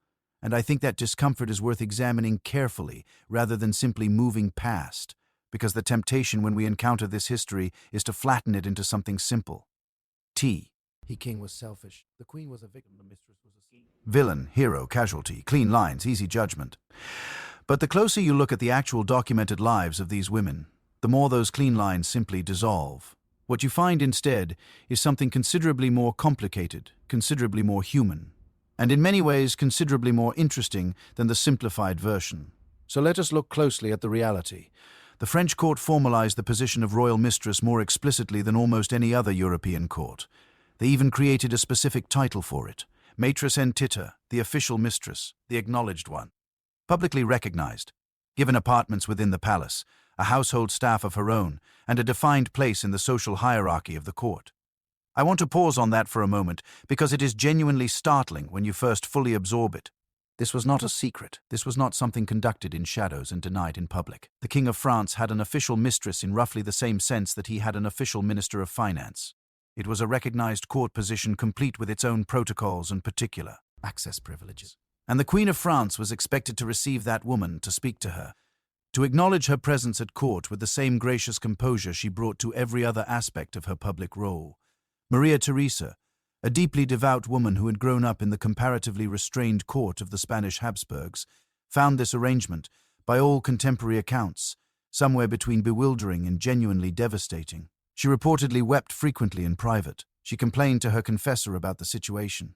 She prayed earnestly. She did all the things available to a queen who had no formal mechanism for registering an objection to how her husband organized his private life. And then she composed herself and returned to the reception room, because that was simply the job. Now here is the question I think is worth sitting with genuinely before we move forward. Was the royal mistress a victim in this system? Was she a beneficiary of it? Was she both simultaneously? And does the answer change depending on which specific mistress we are discussing? Because the experiences of these women varied enormously, and treating them as a single unified category flatten, something that is actually quite rich and varied. Louise de la Vallière, who was Louis XIV's first publicly acknowledged mistress, was by most historical accounts genuinely, uncomplicatedly in love with him. She had not strategized her way into that position. She had not been placed there by her family for political advantage. She had simply been a young, shy, somewhat awkward lady in waiting who caught the king's attention, and the king's attention, once caught, was not something you could politely refuse. Contemporary descriptions of Louise suggest a woman who was frequently distressed by her own position, who understood that she had become something the church condemned and the court envied, and who could find no clean path out of the contradiction she inhabited. She reportedly slipped away to a nearby convent to pray, and the nuns there received her with a kind of complicated compassion, understanding that she was caught in something far larger than her own individual choices. She eventually did enter a Carmelite convent in 1674, taking the religious name Sister Louise of Mercy, and she lived there until her death in 1710. She was, by every available indication, naturally at peace there in a way she had never quite managed during her years at Versailles. Diane de Poitiers presents an almost entirely different picture, and her story is one that stops me completely every time I return to it. Diane de Poitiers became the mistress of the future Henry II of France when she was approximately 35 years old, and he was roughly 15. Yes, you understood that correctly. She was 20 years older than the man who became her royal lover, and she maintained that relationship for decades through his marriage to Catherine de' Medici, through his coronation as king, through wars and political crises of various kinds, until his accidental death at a jousting tournament in 1559. During those years, Diane de Poitiers held a position at the French court that was in practical terms more powerful than the Queen's. She managed the king's correspondence. She participated in diplomatic discussions. She influenced appointments to significant positions. Contemporary sources record that ambassadors seeking the king's favor understood they should cultivate Diane's goodwill first before approaching Henry directly.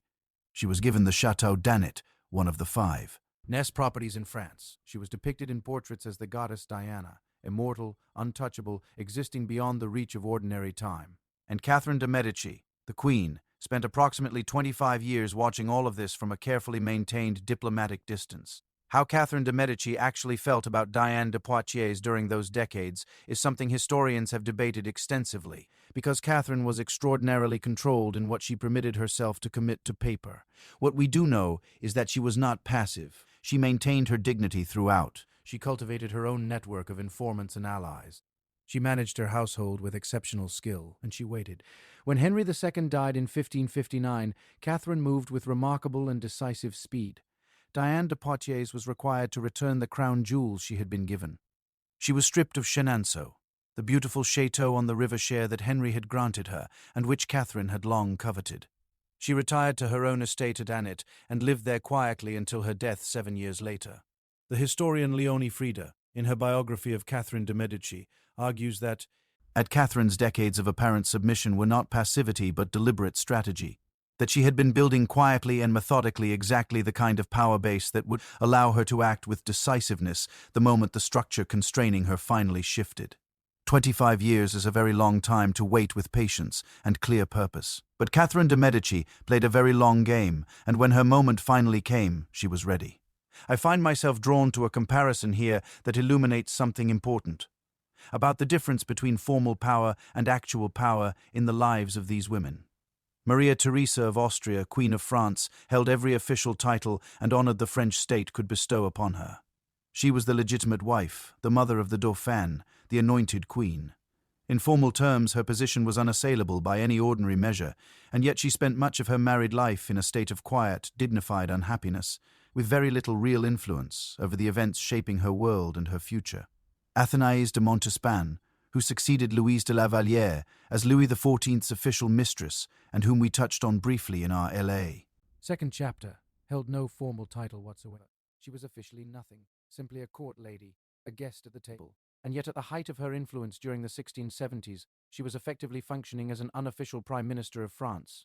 The historian Lisa Hilton, writing about the women of Versailles, describes Montespan as someone who understood power the way a chess grandmaster understands the board. Not in terms of which pieces appear most impressive, but in terms of which positions are actually controlling the entire game. She had her own suite of apartments adjacent to the king's rooms. She participated in the selection of ministers. She corresponded with foreign dignitaries. She was, by every practical measurement, one of the most powerful people in France. None of this appears in the official record of her position, because she held no official position. She was simply a woman who was always in the room when decisions were being made. And this, I think, is the genuinely troubling heart of the story. The mistress occupied a role that was simultaneously more free and more precarious than the queen's. More free because she was not bound by the same rigid protocols, not constrained by the same dynastic expectations, not required to perform the same relentless public composure at all times. She could speak more directly, she could operate more flexibly. More precarious because her entire position rested on exactly one thing: the continued affection of a man who answered to no one. A queen once married and crowned could not easily be removed from her position. Even Henry VIII, who made a considerable personal effort on this front, found the legal process extraordinarily complicated and time-consuming. But a mistress could be set aside with nothing more than a change of heart. No legal process required, no diplomatic negotiation, just a cooling of attention, a new face at court attracting notice, and the quiet instruction to find apartments elsewhere. The women who held these positions knew this reality. They felt it the way you feel a current moving beneath still water, always present, always potentially dangerous, never quite visible on the surface.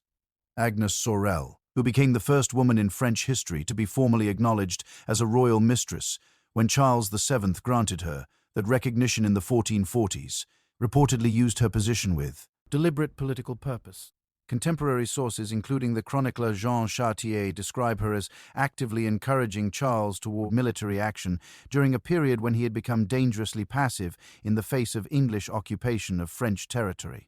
She challenged him directly. She used her access to the king's private attention to say things that his ministers could not safely say in formal council. Whether her influence genuinely shaped his eventual military campaigns is a matter of historical debate. But the fact that contemporaries believed it did and recorded that belief tells us something significant about how the role was understood by the people living closest to it. There is one more dimension of this story that I want to ensure we do not pass over, because I think it is the one that gets lost most easily in the drama of the larger narratives. What about the queens who found ways to genuinely make peace with their situation? Not all of them suffered in silent and dignified misery. Not all of them played long games of patient and eventual revenge. Some of them, and the documentary evidence for this is real if sparse, found ways to construct working relationships. On ships with the women who occupied the other side of their husband's attention. Eleanor of Aquitaine, who is someone we will return to at length in a later chapter, reportedly treated some of Henry II's mistresses with a pragmatism that borders on the astonishing to modern observers. She was not naive about what was happening around her, but she had her own power base, her own territories, her own political identity that existed completely independently of her husband's personal affections. She did not require his love in order to function effectively as herself. That independence, which was unusual, possibly unique among medieval queens, gave her a freedom in relation to this particular pain that most royal women simply did not possess. And I think that independence is genuinely the key to understanding the difference in how women experience this aspect of court life. The queens who suffered most acutely in the presence of royal mistresses were those whose entire identity, whose entire sense of safety and personal worth was tied completely to the king's personal favor. When that favor shifted, they had nothing solid left to stand upon. The queens who managed it with the most Sibyl composure were those who had built something of their own, a network, a purpose, a sense of self that did not begin and end with the man they had been sent to marry. Which is, I realize, exactly the lesson that the women we are about to discuss discovered under the most brutal possible circumstances. Because if the political intrigues of the court tested royal women's resilience, and the presence of mistresses tested their composure, there was one more thing that palace life demanded of them that tested everything else entirely. Their bodies, not as political instruments this time, not as diplomatic currency, but as biological systems that were expected to perform reliably and safely one of the most genuinely dangerous things a human body could undertake in the pre-modern world: childbirth. And the reality of what that looked like for royal women inside those palace walls, surrounded by all that wealth and prestige and completely inadequate medical knowledge, is a story that is at once more frightening and more quietly heroic than almost anything else we have covered so far. That is exactly what we are walking into next. Something about childbirth in the pre-modern palace world has always haunted me in a way that is difficult to fully articulate in words.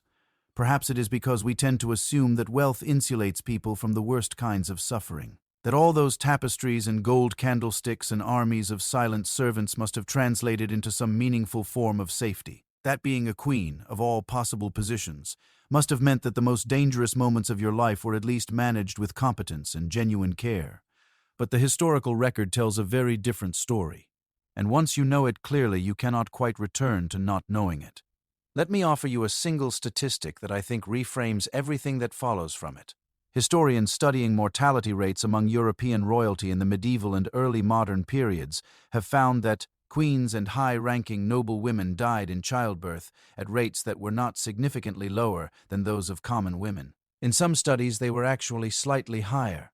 The best available estimates suggest that somewhere between 1 in 25 and 1 in 40 pregnancies in the pre-modern period ended in the mother's death. And royal women, despite all their resources, face those odds with roughly the same grimness as everyone else. Wealth could purchase the finest lying in chambers, the most elaborately prepared nurseries, the most expensive physicians available. What it absolutely could not purchase in an era before germ theory, before antiseptic practice, before blood transfusions, before any of the interventions that make modern childbirth survivable in the vast majority of cases, was actual safety. And royal women uniquely faced one additional burden that common women did not. They faced it publicly.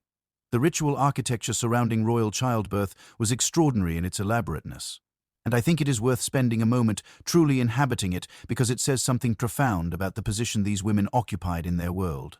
Approximately 6 weeks before her expected delivery date, a pregnant queen would begin the ceremony of taking to her chamber. This was a formal public ritual in which the queen ceremonially withdrew from the mixed gender spaces of the court and entered the exclusively female world of her lying-in apartments. The preparations for these rooms were extraordinary in their detail. The windows were partially covered, since excessive light was considered potentially harmful to the newborn. The floors were covered in thick carpets and the walls hung with heavy tapestries, partly for warmth and partly based on a genuine medical belief of the time that disturbing images or unsettling scenes in a woman's environment could imprint themselves on the developing child. There are documented cases of specific tapestries being removed from lying in chambers, specifically because they depicted scenes considered too violent or troubling for the mother to view. The queen would enter this carefully prepared room with her ladies, and she would not leave it until she had delivered her child and completed a minimum recovery period, typically around a month, sometimes considerably longer, depending on circumstances. Now, I want you to sit with what that means practically. For weeks before the birth and weeks following it, a queen lived in darkened, heavily draped rooms, attended only by women, cut off from the normal rhythms of court life, from her husband, from the fresh air and freedom of movement that might have made the waiting more bearable. The confinement that was supposed to protect her was in many cases genuinely oppressive in its own right. And then the Labour Eye self began. Queen Mary II of England, the daughter of James II, who ruled jointly with her husband William III, left behind correspondence and personal papers that give us one of the clear windows into the emotional experience of royal pregnancy in the late 17th century. She was acutely aware of the dangers involved in what she was undertaking. She had watched other women at court navigate complicated deliveries with devastating outcomes. She wrote in her personal journal about commending herself to God before each of her pregnancies in language that reads not like pious formality, but like someone genuinely making peace with the real possibility that they might not survive. She did survive her pregnancies as it happened, though none of her children lived. But the fear she documented was real, and it was entirely rational. She was not being dramatic. She was being accurate. The medical care available to royal women during childbirth is a subject that requires careful handling, because the temptation is simply to mock it, to roll our eyes at the bleeding and the herbal concoctions and the astrological charts consulted to determine favorable delivery times.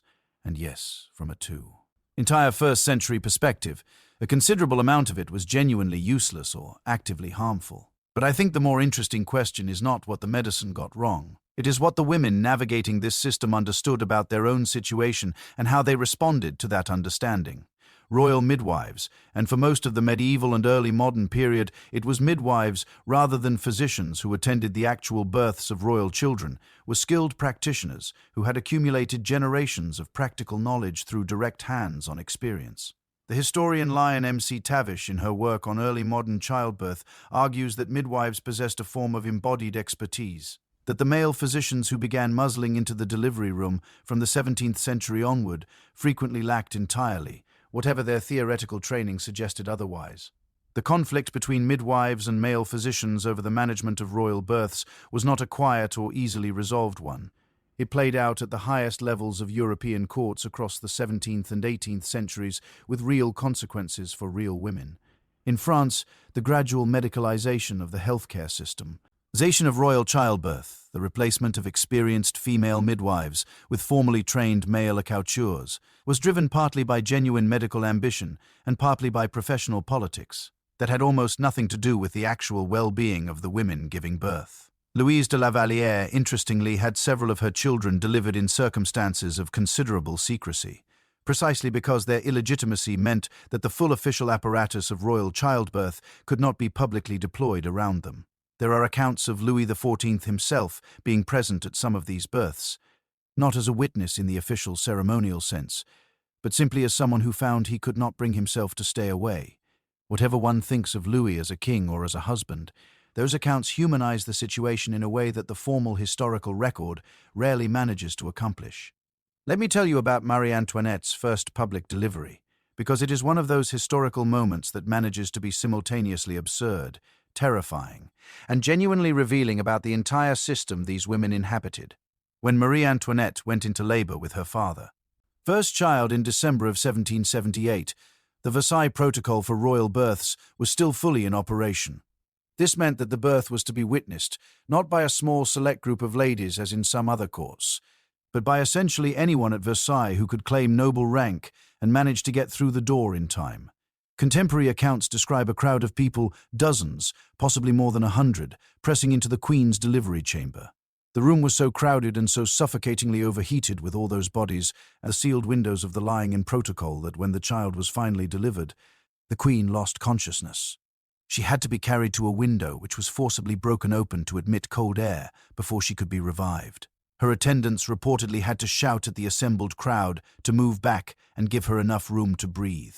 I have read this account many times, and it never ceases to strike me with its full force. Here was the most formally powerful woman in France, at the most physically vulnerable moment of her entire life, and the institutions surrounding her treated her body as a public event rather than a private emergency. The witness! They were not there for her sake. They were there for the kingdom's sake, to confirm the legitimacy of the child, to make the birth an official act of state rather than a personal one. Marie Antoinette gave birth 7 more times after that first delivery. She never fully lost her dread of the witnessing ritual. In 1780, she successfully negotiated a reduction in the number of people permitted into her delivery chamber. In the broader context of her life, it was a small victory, but she fought for it and she secured it. The mortality statistics I mentioned at the beginning of this chapter were not abstract numbers to the women living inside the realities they described. They knew what those numbers meant. They watched their friends and their relatives and the women of their own households experience the full spectrum of possible outcomes, the uncomplicated deliveries and the agonizing ones, the children who thrived and the ones who did not, the mothers who walked away from the lying in chamber and the ones who were carried out of it. Maria Theresa of Austria, not the Queen of France we discussed earlier, but the Habsburg Empress who governed Austria, Hungary, and Bohemia in her own right. HT through the 18th century gave birth to 16 children between 1737 and 1756. 10 of those children survived to adulthood, which by the standards of that era was actually a relatively fortunate outcome, but she buried 6 children. She experienced those losses in the midst of governing one of the most complex empires in Europe, managing wars, negotiating alliances, and fighting for the survival of her dynasty on every level simultaneously. Her correspondence during the periods of her children's illnesses and deaths is some of the most raw, unguarded writing she ever produced in her lifetime. In the formal letters and state papers, she is magnificent, controlled, precise, and authoritative in every word. In the personal letters to close friends during the worst of the losses, she is simply a mother who is devastated, trying to find language adequate to something for which there is no truly adequate language.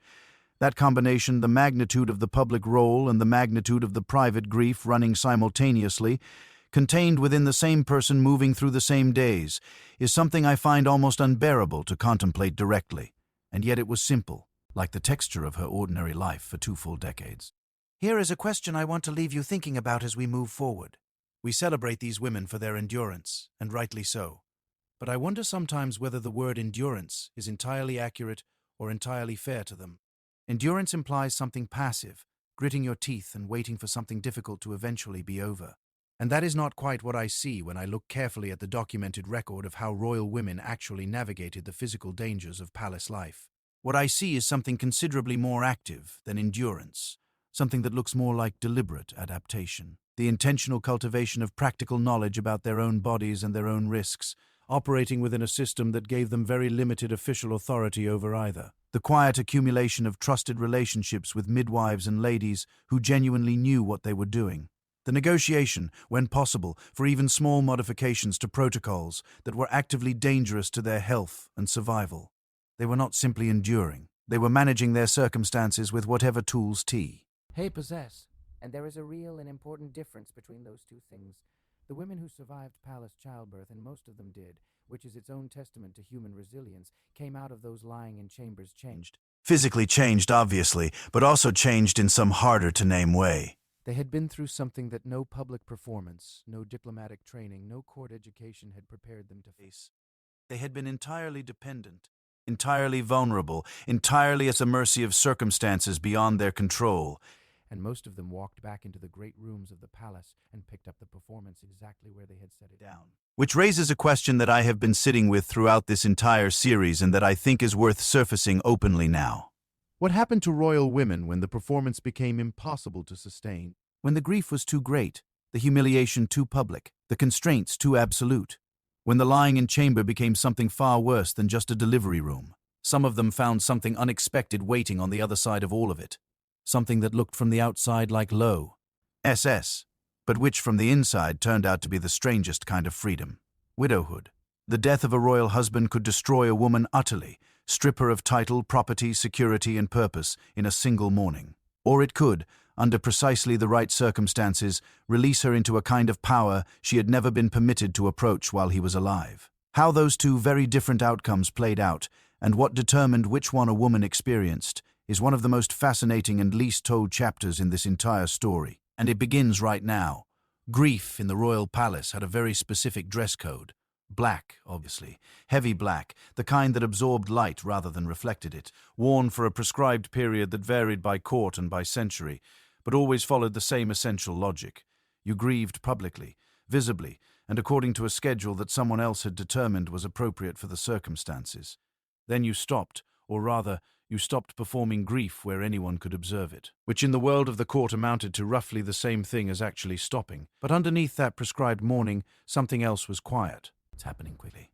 Something that the men who had designed the rules of royal widowhood had tried very carefully to prevent, and which kept happening anyway.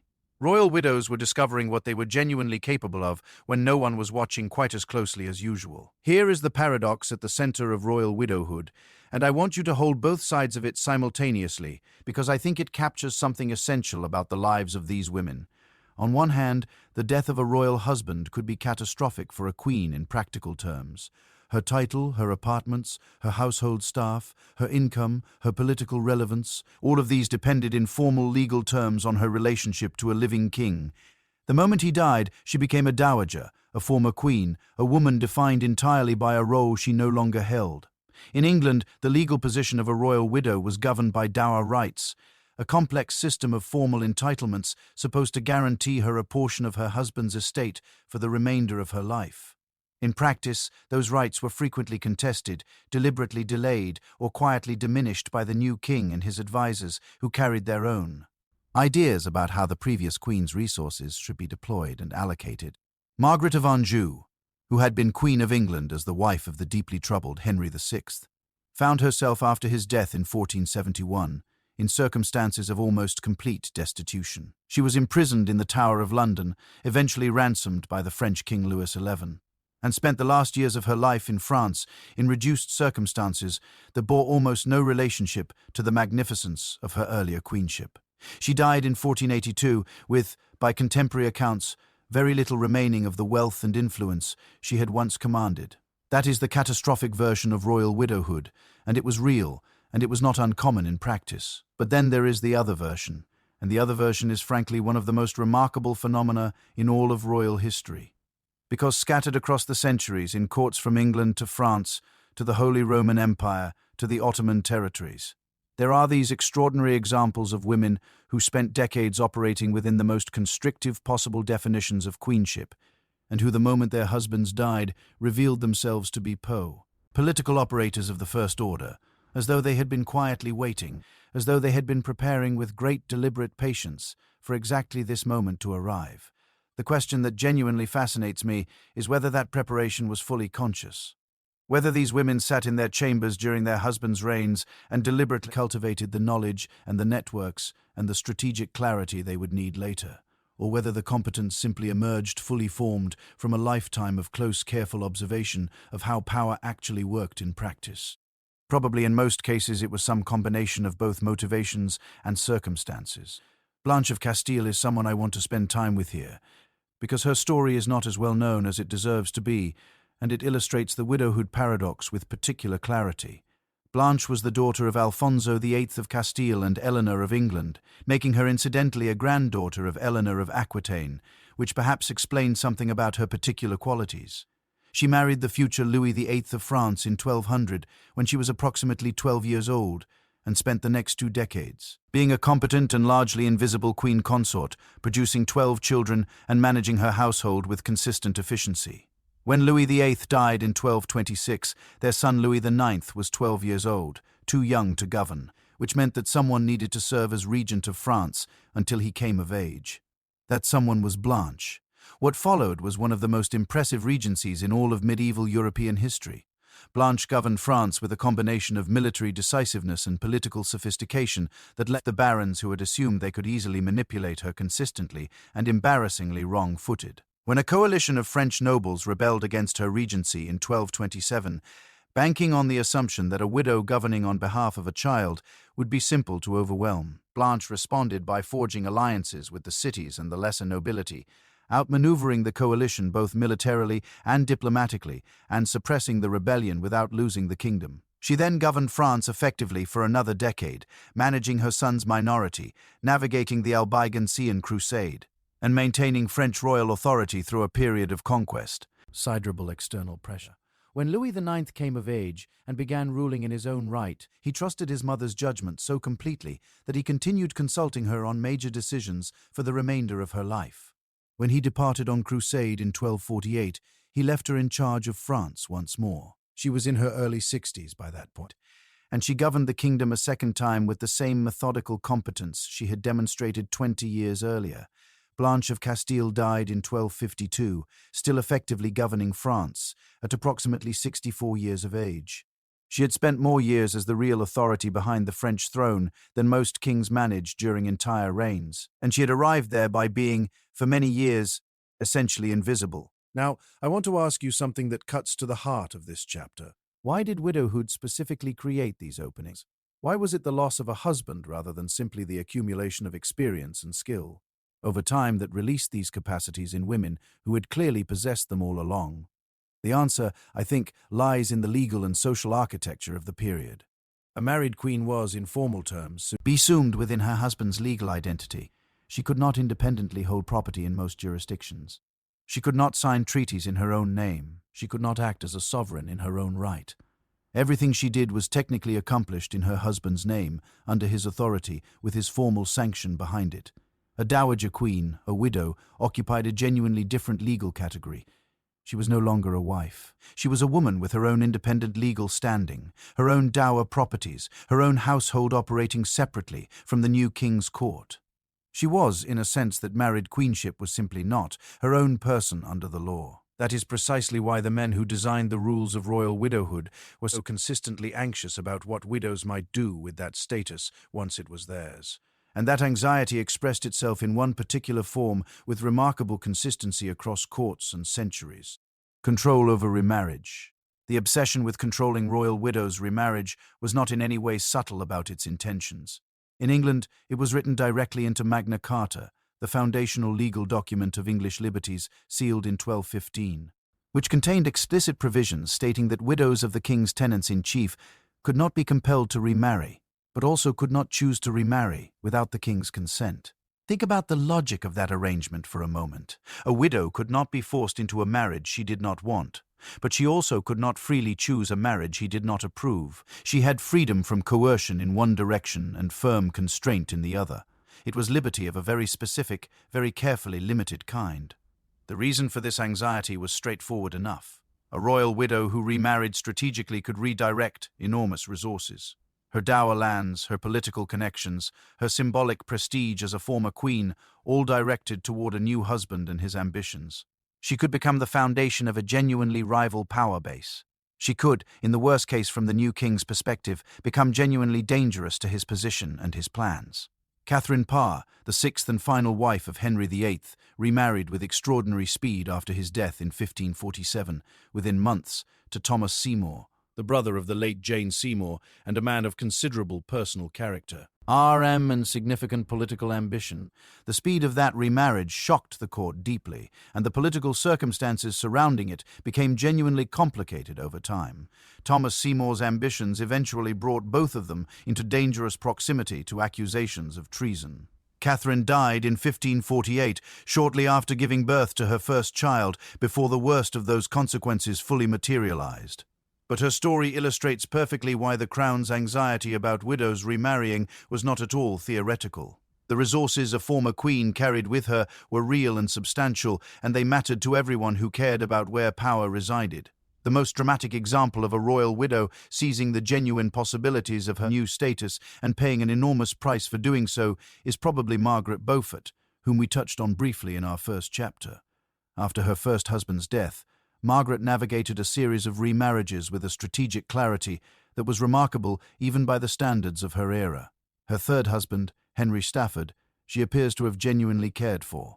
After his death at the Battle of Barnet in 1471, she made a decision that was, from a pure survival standpoint, either inspired or foolish, depending on how you look at it.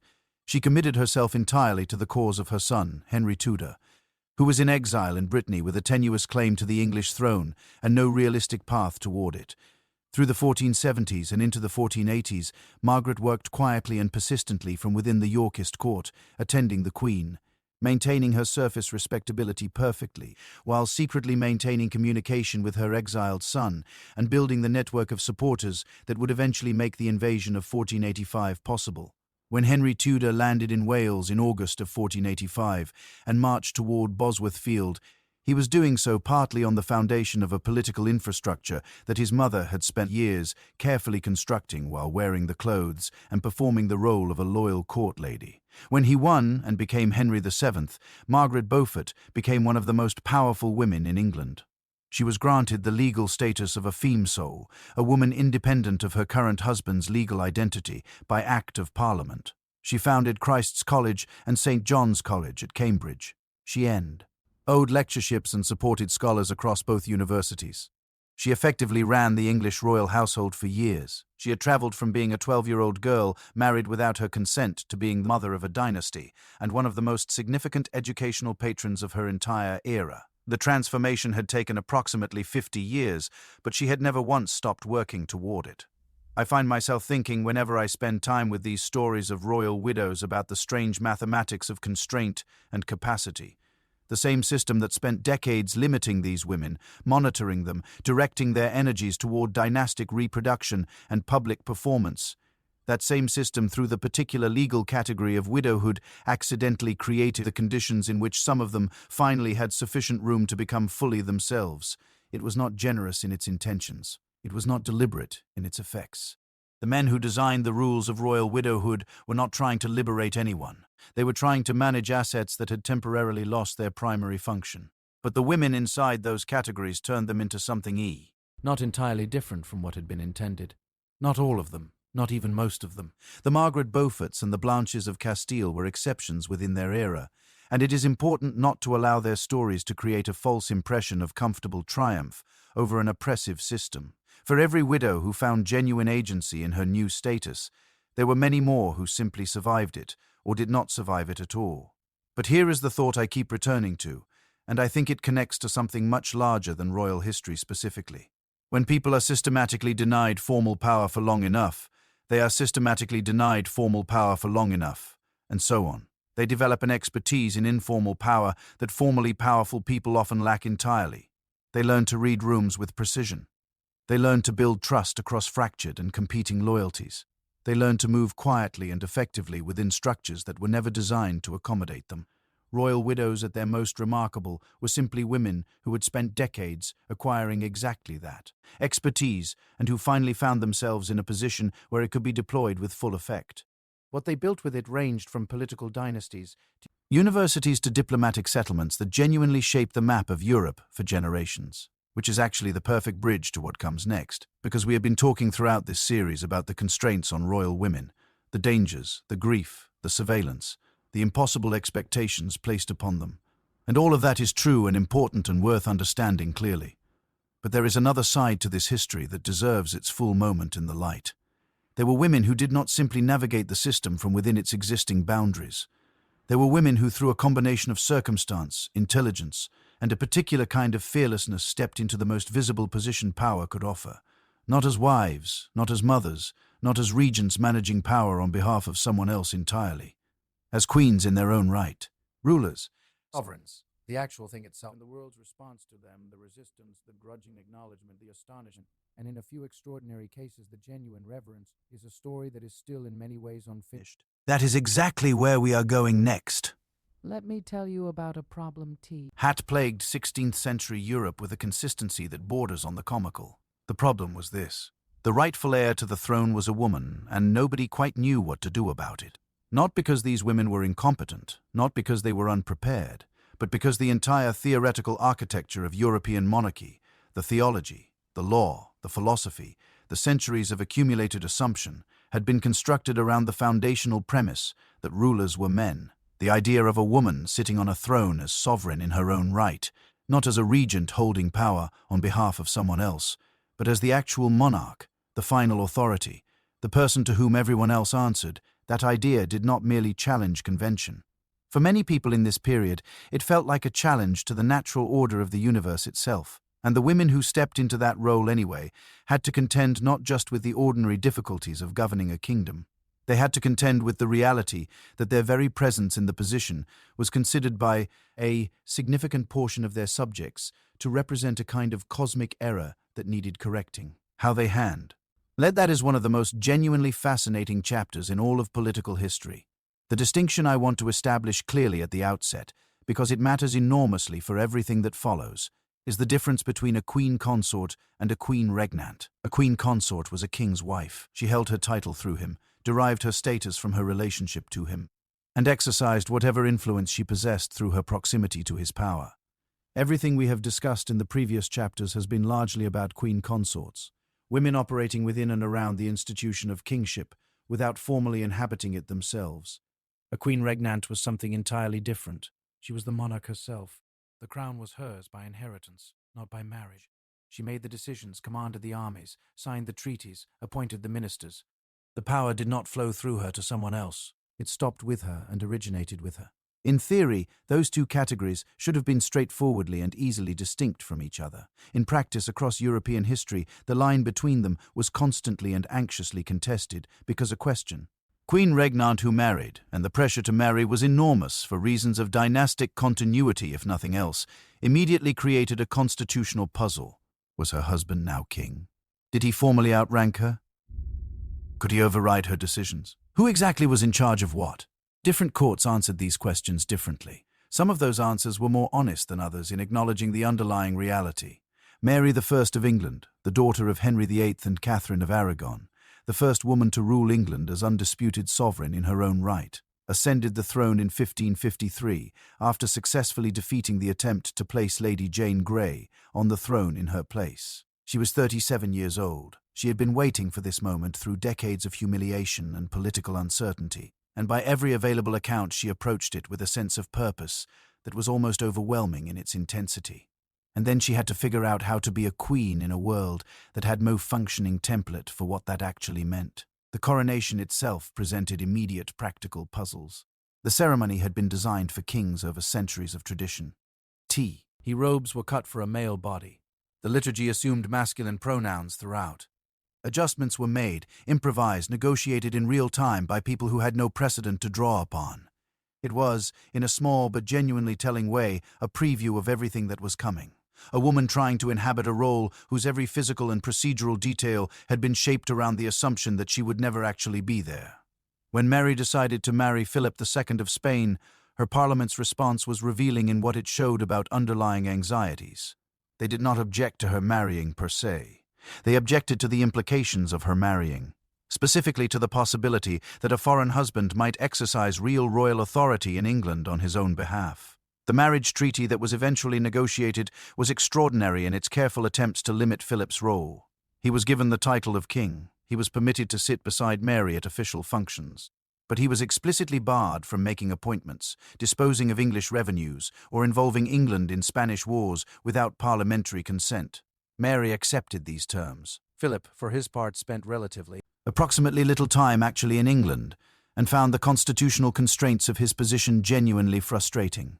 He was a man of enormous personal power and imperial ambition, and he had married into a role that was on paper formally subordinate to his wife's authority. The marriage, by most historical assessments, was not a happy one for either party. But what I find genuinely interesting is not the happiness or its absence. It is the negotiation itself. The fact that England's parliament felt the need to explicitly, legally, and carefully constrain what a royal husband could do when his wife was the sovereign.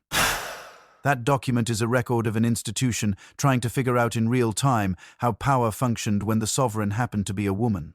Here is a question worth sitting with for a genuine moment. If you had been a minister or an advisor in a 16th century European court and your queen asked you to your face, whether you believed she was capable of governing as effectively as a king, what would you have said?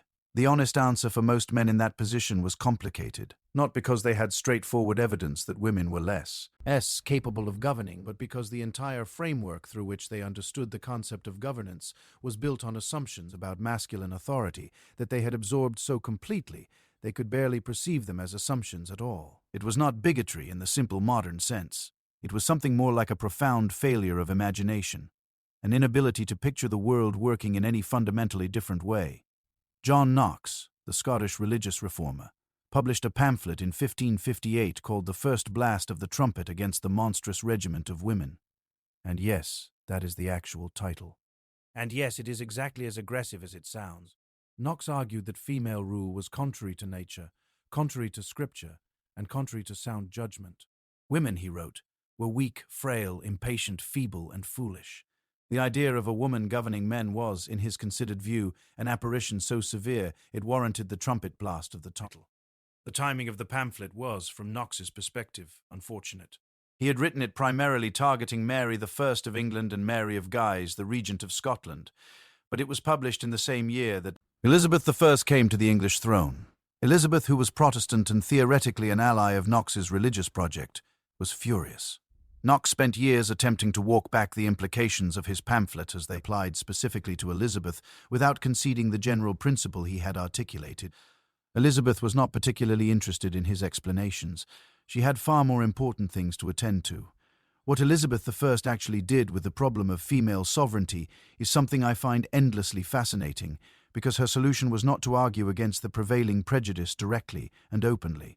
It was to make the prejudice essentially irrelevant through the sheer accumulated weight of her performance over time. She understood with a clarity that was almost certainly born from a lifetime of watching what happened to women who claimed too much too directly, that the most effective way to exercise power was not to loudly announce it, but to demonstrate it consistently over decades in ways that built into an undeniable record of achievement.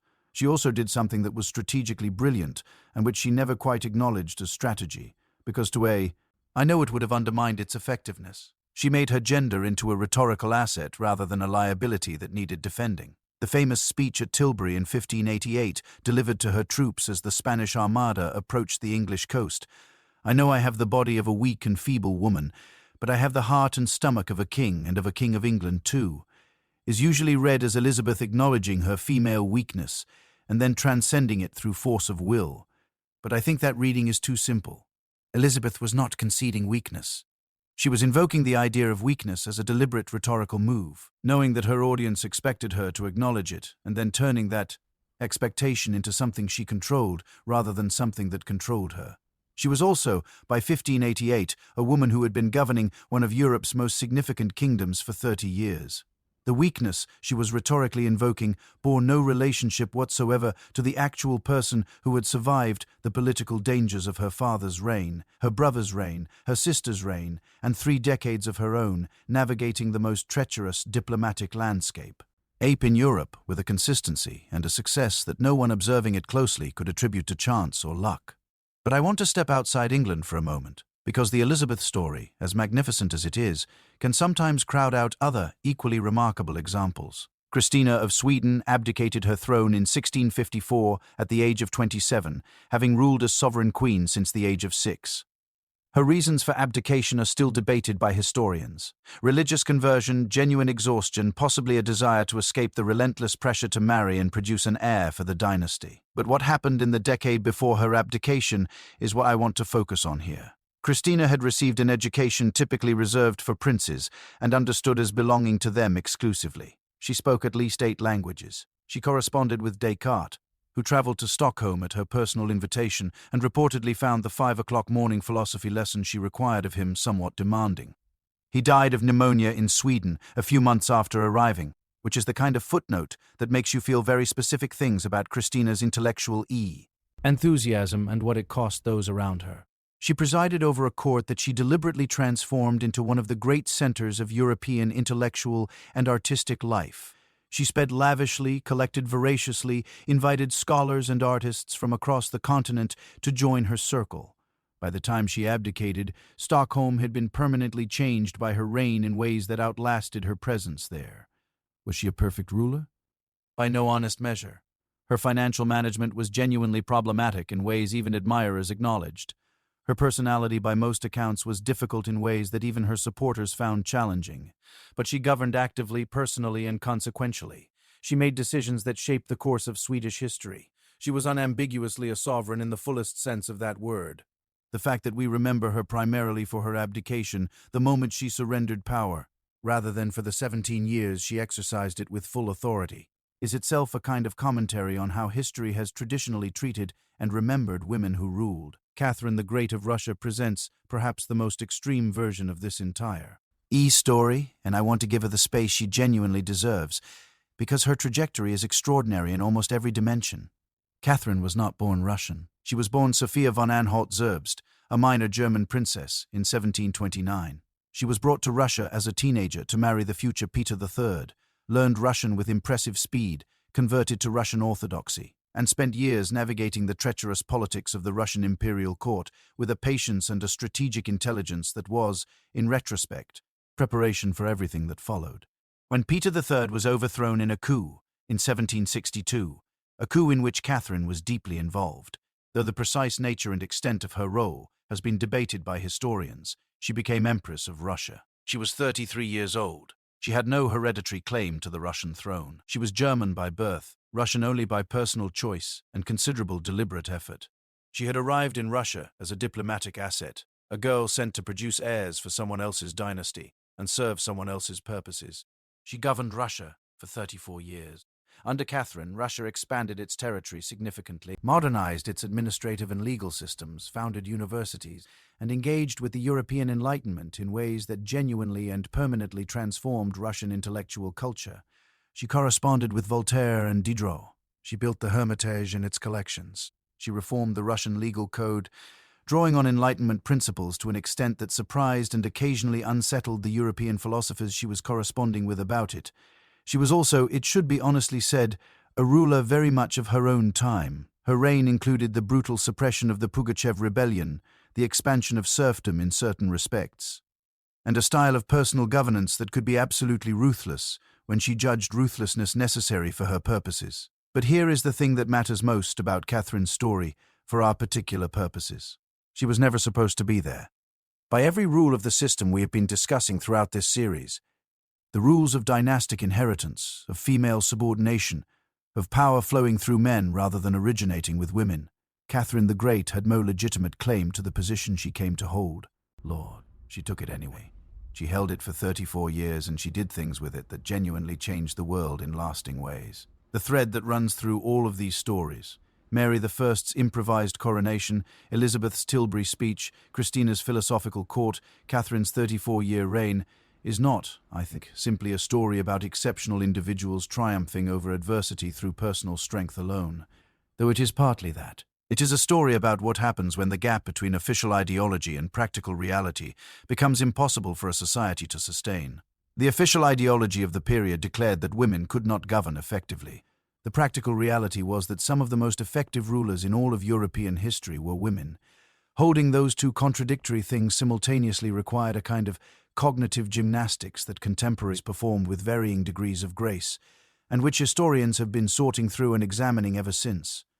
What I find most genuinely moving about these women when I spend real time with their stories is not the power they accumulated, the golden cage. Women behind palace walls, it is the loneliness that accompanied it, because every one of them operated in a context where the default assumption was that she should not be there at all, where every decision she made was scrutinized through a lens that no male ruler would ever have faced, where being too decisive made her dangerous, and being too gentle made her weak, and there was no middle ground that simultaneously satisfied everyone demanding something of her. Elizabeth I chose never to marry, partly because she had witnessed closely what marriage did to queens regnant, how it immediately raised the question of who was really in charge, how it created a rival center of power within the sovereign's own household.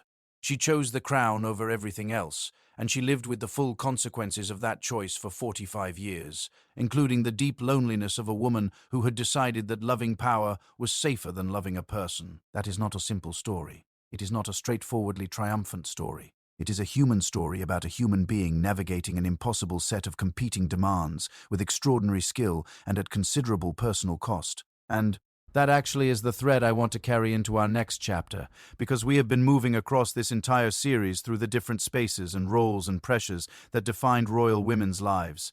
The betrothal, the marriage, the bedchamber, the childbirth, the widowhood, the sovereignty. We have followed the arc of a royal life from its beginning through its various transformations and complications. But there is one chapter of that arc we have not yet entered, the one that tends to be remembered longest, discussed most obsessively, and understood least accurately. The Fall. Because for all the women who found ways to navigate palace life with grace and agency and occasional brilliance, there were others whose stories ended in ways that no amount of skill or intelligence could have prevented. Women who found themselves at the center of legal proceedings that were less about justice than about political necessity. Women who discovered that the system they had spent their whole lives navigating had simply decided, for reasons having nothing to do with their actual conduct, that they needed to be removed from the board entirely. Their stories are darker than anything we have covered so far, and they deserve to be told honestly and without flinching. Of all the chapters in this series, this is the one I approach with the most care. Not because the history is obscure or difficult to find. In fact, it is some of the most documented, most analyzed, most retold history in all of European royal scholarship. These stories have been made into films and novels and television series and university courses. Most of you probably know the broad outlines already from somewhere, but familiarity can be its own particular kind of blindness. When we have heard a story enough times, we stop actually hearing it. We begin filling in the details from memory before they arrive, and in doing so, we lose the texture of what actually happened. The specific human, sometimes unbearably intimate details that transform a historical event from a fact into an experience that touches something real. So I want to ask you to set aside what you think you know for a few minutes and listen to these stories as though you are encountering them for the very first time, because they deserve that quality of attention. The women in them deserve that. The fall of a royal woman in the pre-modern period followed a pattern that, once you have witnessed it a few times, becomes grimly recognizable. It rarely began with a direct accusation. It began with a shift in atmosphere. A queen who had enjoyed the king's favor would notice gradually that the room changed when she entered it. That conversation stopped a half-second too quickly. That ministers who had previously sought her counsel began finding reasons to be elsewhere. That the king himself was spending more time with his advisors and less time in her apartments. That the letters from her family abroad were taking slightly longer to arrive than they previously had. None of these things individually meant anything definitive. Together they meant everything that needed to be understood. This was the particular cruelty of the royal fall. It was not sudden. It was a slow withdrawal of warmth, a gradual draining of the oxygen that had sustained her position, happening in plain sight and yet entirely impossible to address directly or openly.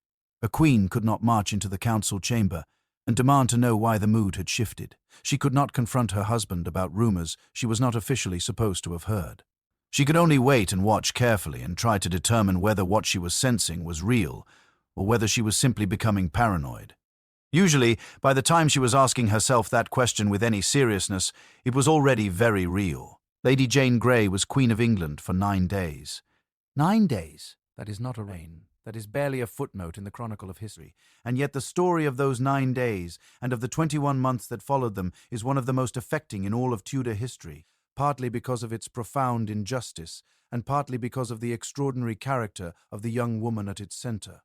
Jane was 16 years old when the Duke of Northumberland, her father-in-law and the most powerful man in England during the final months of Edward VI's reign, engineered her proclamation as queen following Edward's death in July of 1553. She had not asked for this position. By the accounts of her contemporaries, including her own written testimony, she had actively not wanted it. She understood with a clarity remarkable in someone so young that she was being used as a political instrument by men whose primary interest was their own survival. And advancement, not hers. She was queen for 9 days before Mary I's superior claim, and overwhelming popular support made the position entirely untenable. Northumberland's coalition of support collapsed almost immediately. Jane was sent to the Tower. Initially, Mary I did not intend to execute her. Jane was young. She had been manipulated by adults possessing far more power than she did. And Mary, who knew something personal about being used as a political instrument, appears to have genuinely considered sparing her life. Then Wyatt's rebellion happened in early 1554, and Mary's advisors convinced her that keeping Jane alive was simply too dangerous to continue. As long as Jane lived, she remained a potential rallying point for Protestant opposition to Mary's Catholic restoration.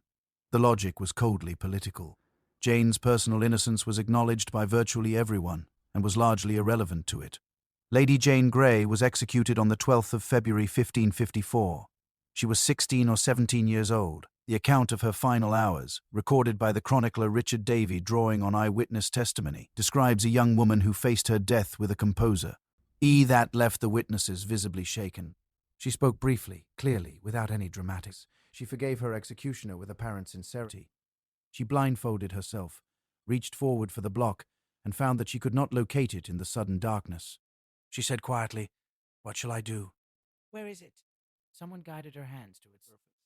I have read that account many times over many years. That single moment, the blindfolded girl alone in the darkness asking where she should put her head, undoes me every single time I return to it.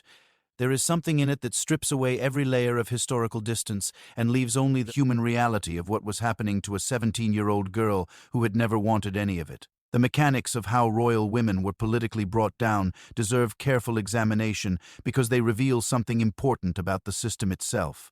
Formal accusations against queens and high-ranking royal women across European history follow patterns that are almost formulaic in their consistency across time and place. The charges were remarkably similar, regardless of the specific woman, the specific court, or the specific century in question. Adultery, witchcraft, treason, conspiracy against the king's life. What is striking about these charges when you examine them in their full historical context is not their content, but their function.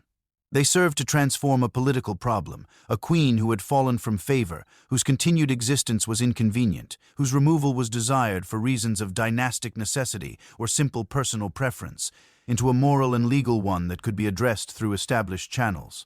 The king did not want to be rid of his wife for political reasons. He wanted to be rid of her because she was a traitor, because she was corrupt, because the law itself demanded her removal. The trial of a royal woman in this context was not designed to determine guilt.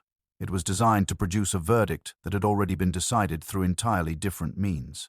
The historian Eric Ives, in his definitive biography of Anne Boleyn, spent decades examining the documentary evidence for the charges against her and concluded that the case for her actual guilt of the crimes attributed to her is extraordinarily thin. The timelines do not work as presented. The witnesses contradict each other In important ways, the confessions were extracted under conditions that made their reliability negligible. What the evidence does support is that Thomas Cromwell, Henry VIII's chief minister, constructed a case that was legally sufficient for conviction in the specific judicial environment of 1536, an environment where the outcome was predetermined, and the question was never really whether Anne was guilty, but how quickly a credible-seeming verdict could be produced and published. Anne Boleyn was executed on the 19th of May, 1536. She was probably in her early 30s. 11 days later, Henry VIII married Jane Seymour. Now, I want to pause here because I think there is a question that deserves to be asked directly. Were any of the women accused in these royal trials actually guilty of what they were formally charged with? The genuinely honest answer is that in some cases we simply cannot know with certainty across 5 centuries. History does not always provide clean and complete exonerations. What we can say with considerable confidence is that the judicial processes through which these women were convicted were structurally incapable of producing fair verdicts, because fairness was never the actual point of the proceedings. The point was legitimation, providing a legal framework for an outcome that had been decided through entirely different means and motivations. That distinction matters enormously. It means we should resist the temptation to sort these women into simple categories of innocent or guilty. The more important observation is that innocence in these courts provided essentially no protection to the women who possessed it.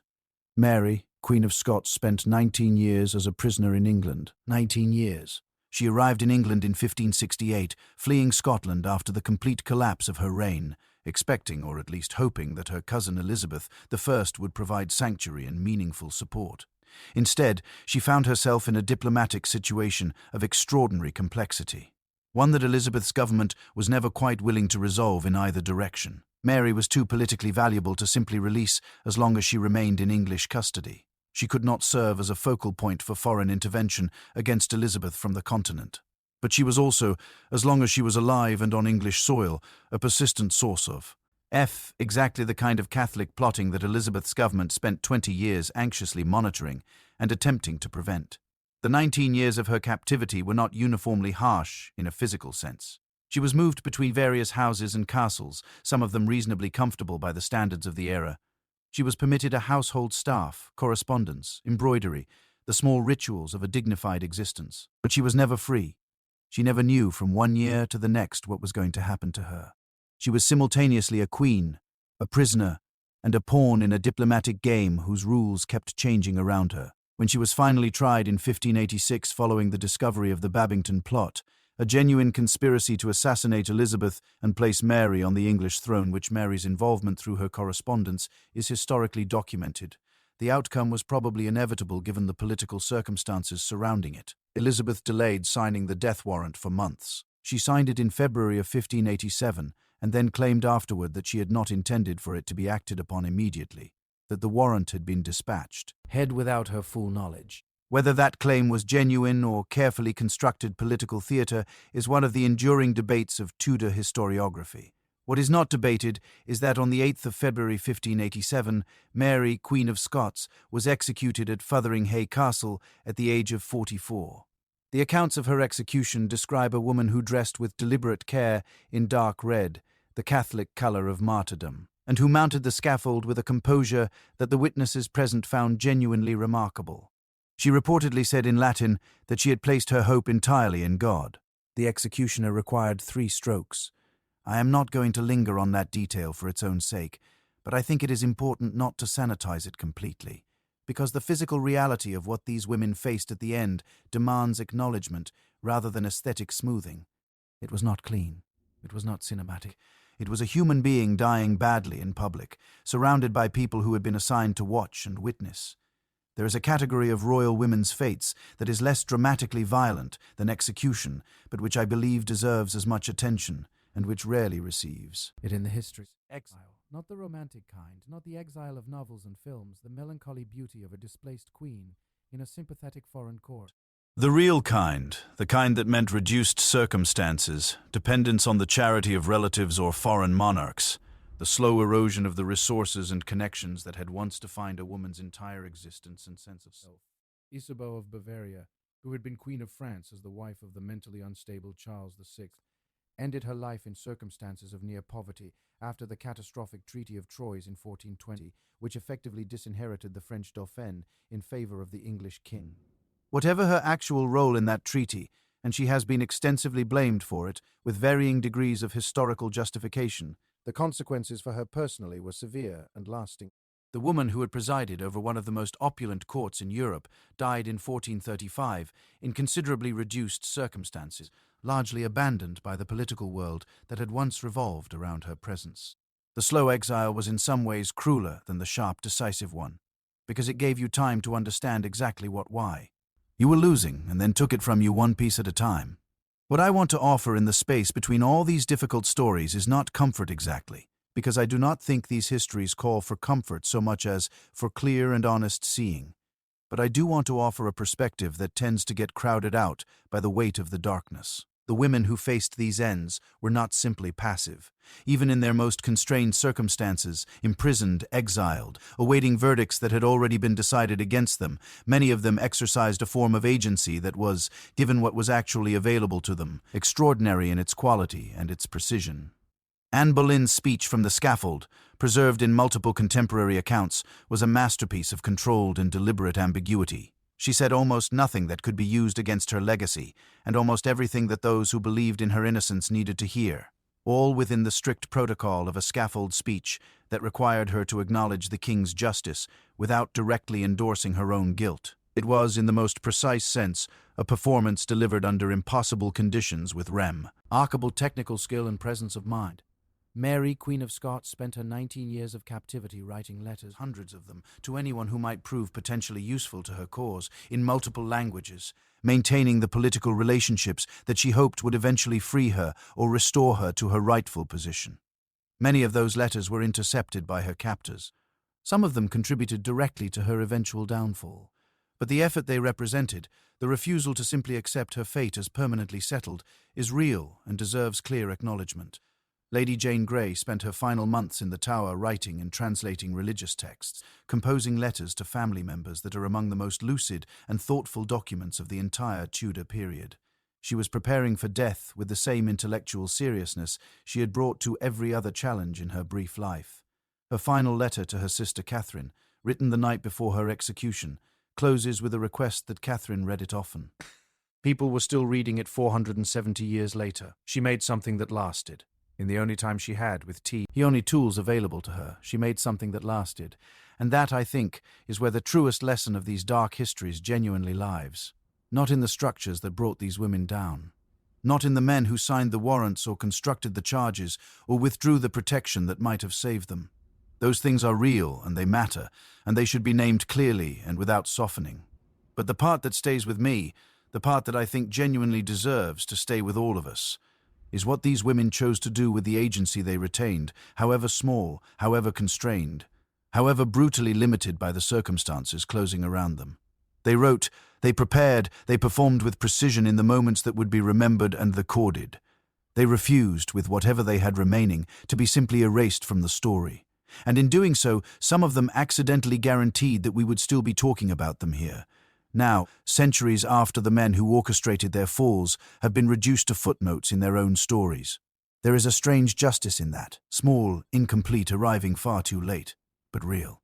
Which brings us final. Like to the chapter I have been quietly building toward across this entire series, because we have been talking for 11 chapters about what palace life demanded of royal women, what it took from them, what it cost them, what it did to their bodies and their spirits and their possibilities. And all of that is true and important. But there is another accounting that needs to be done. One that looks not at what was taken, but at what was given. What these women built, created, founded, and left behind, not in spite of their circumstances, but sometimes because of them. The hospitals and universities and cathedrals and artistic movements and diplomatic settlements that exist in the world today, because a royal woman decided somewhere in the margins of the life that had been assigned to her that she was going to make something that genuinely mattered. That is the chapter that closes everything, and it is, I think, the most important one of all. There is a building in Cambridge, England, that has been standing for over 500 years. Its stones have absorbed the footsteps of some of the greatest minds in British intellectual history. Its library has housed manuscripts that changed the course of human knowledge in several disciplines. Its courtyards have sheltered generations of students who went on to reshape the world in ways that are still actively unfolding today. It is called St. John's College, and it exists because a woman decided it should exist. Margaret Beaufort, the same woman we spent time with in our chapter on widowhood, the woman who spent 50 years quietly building the foundation beneath her son's dynasty, founded St. John's College at Cambridge in 1511, the year before her death. She also founded Christ's College, endowed lectureships in divinity at both Oxford and Cambridge, and spent the last decades of her life directing substantial personal wealth toward the support of education and scholarship. She did not do these things because protocol required her to. There was no established expectation that a royal dowager should found universities. She did them because she understood, with a clarity that was unusual for her era, that the most durable thing a person could build was not a palace or a fortress, but an institution that would keep generating value long after the builder was gone from the world. 500 years later, St. John's College is still there. Margaret Beaufort is still there, in a sense that genuinely matters. This final chapter is the one I have been most eager to reach, because it asks a different question than the ones we have been sitting with across this entire series. For 11 chapters, we have been asking what palace life did to royal women, what it demanded, what it cost, what it took from them. And those are the right questions. They are necessary questions. Understanding the constraints is part of understanding the people who had to navigate them.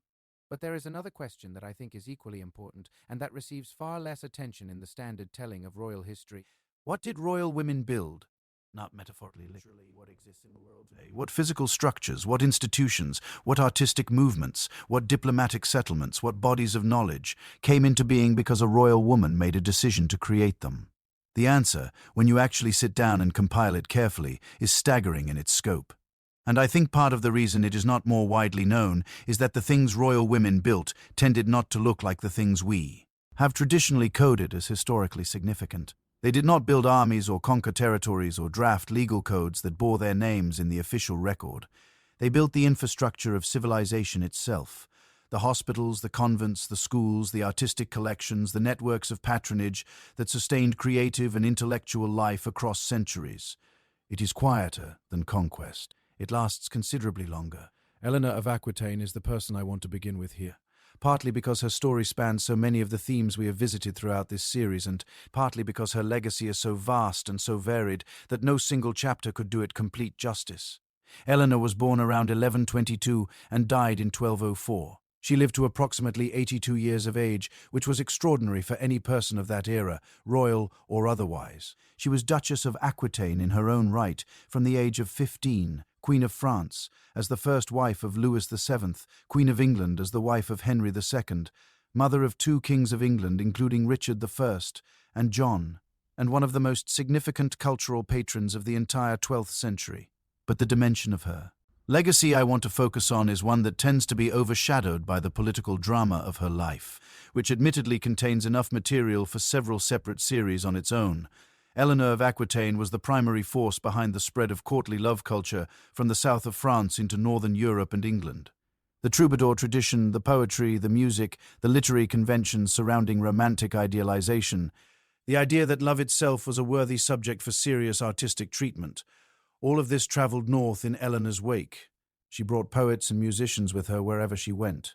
She supported them financially and gave them audiences and platforms. She created the conditions in which that culture could take root in entirely new soil and flourish there. The historian Amy Kelly, in her landmark study of Eleanor's cultural impact, argues that Eleanor's courts, first in France and then in England, functioned as the primary transmission mechanism for a set of artistic and literary ideas that would shape European culture for centuries after her death. The conventions of Romance literature that we still recognize and draw upon today, the entire tradition F stories about knights and ladies and the complexities of love and honor, a significant portion of that tradition traces its lineage directly back to Eleanor's patronage decisions. She was changing European culture while simultaneously managing two kingdoms, raising 10 children, going on crusades, surviving imprisonment ordered by her own husband, and outliving most of the significant people she had known. If there was ever a person who embodied the phrase doing it all with genuine historical justification, Eleanor of Aquitaine is probably the most defensible example in the record. Let me ask you something that I genuinely want you to think about. When you visit a hospital today, or when you benefit from the very concept of organized charitable medical care, the idea that sick people deserve systematic attention and treatment regardless of their ability to pay, do you think about where that idea originated? The history of charitable hospitals in medieval and early modern Europe is substantially a history of royal women's decisions and investments. Matilda of England, the daughter of William the Conqueror, founded the Holy Trinity Priory at Aldgate in London in 1108, one of the earliest examples of a royally sponsored religious institution with explicit charitable functions, including care for the poor and the sick. Adela of Champagne, Queen of France, as the wife of Louis VII, was involved in the foundation and support of multiple hospitals and religious houses across France in the 12th century. Philippa of Hainault, Queen of England, as the wife of Edward III, intervened personally to save the lives of 6 burghers of Calais who had been condemned to death by her husband, an act of mercy so striking that it was recorded by Froissart and has been commemorated in sculpture ever since. These are not anomalies or isolated incidents. They are part of a consistent pattern across European royal history, in which women who were excluded from military command and formal governance directed their energies and their substantial resources toward the construction of social infrastructure.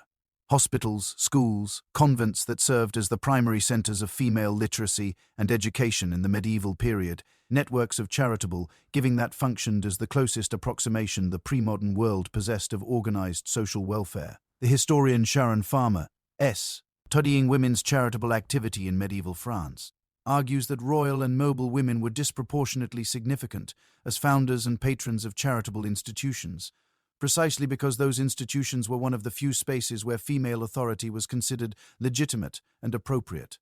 Women who could not command armies could command hospitals. Women who could not draft legislation could endow schools. They worked with what they had available, and what they built has outlasted almost everything built by the men who held formal power over them. The world of art and architecture is where I think the legacy of royal women is most visually tangible to us today and also most consistently misattributed in the telling. Walk through the great rooms of the Louvre today, and you are walking through a collection that owes an enormous debt to the patronage decisions of royal women across several centuries. Catherine de' Medici. Yes, the same Catherine de' Medici we have visited multiple times throughout this series. The woman who spent 25 years watching Diane de Poitiers and then governed France as regent for another decade, brought Italian Renaissance artistic culture to France in a way that permanently and irreversibly transformed French aesthetic life. She imported Italian architects, artists, and craftsmen. She commissioned the Tuileries Palace. She expanded the Louvre. She introduced Italian cuisine, Italian garden design, and Italian theatrical traditions to the French court. traditions that took root and evolved into distinctly French forms that still shape French culture in meaningful ways today. The ballet, which began as an Italian court entertainment called the balletto, was brought to France under Catherine's patronage. The first ballet performed in France, the Ballet Comique de la Reine, was staged in 1581 under the patronage of Catherine's daughter, in-law Louise of Lorraine. But the cultural infrastructure that made it possible had been built by Catherine through decades of deliberate investment. She was not simply a queen who happened to enjoy fine things.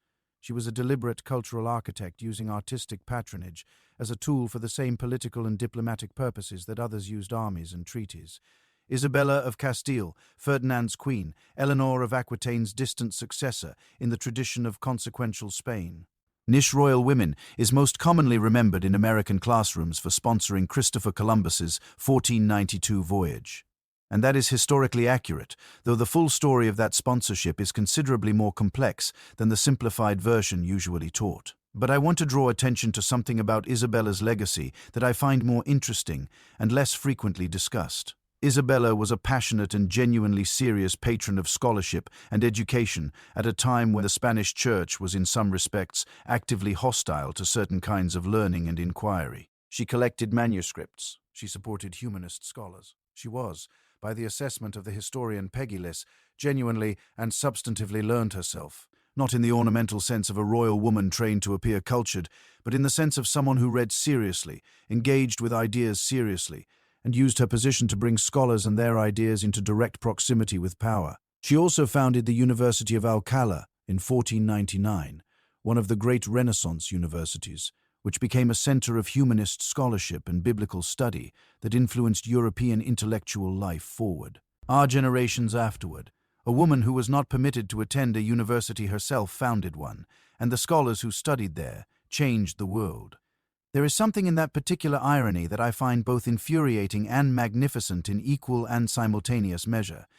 I want to spend a moment on something smaller than universities and cathedrals and artistic movements, because I think the intimate scale of it captures something that the grand gestures can miss entirely. Many royal women across history used their letter writing, their private correspondence, the one form of intellectual output that was relatively available to them regardless of other constraints, as a vehicle for genuine intellectual and diplomatic work of real consequence. Margaret of Austria, who served as regent of the Habsburg Netherlands in the early 16th century, maintained a correspondence network that spanned Europe and functioned as an informal but very real diplomatic service. Her letters were not merely social pleasantries and family news. They were instruments of active policy, carrying positions, proposing solutions, and building relationships that formal diplomacy could not always reach. Rough its established channels.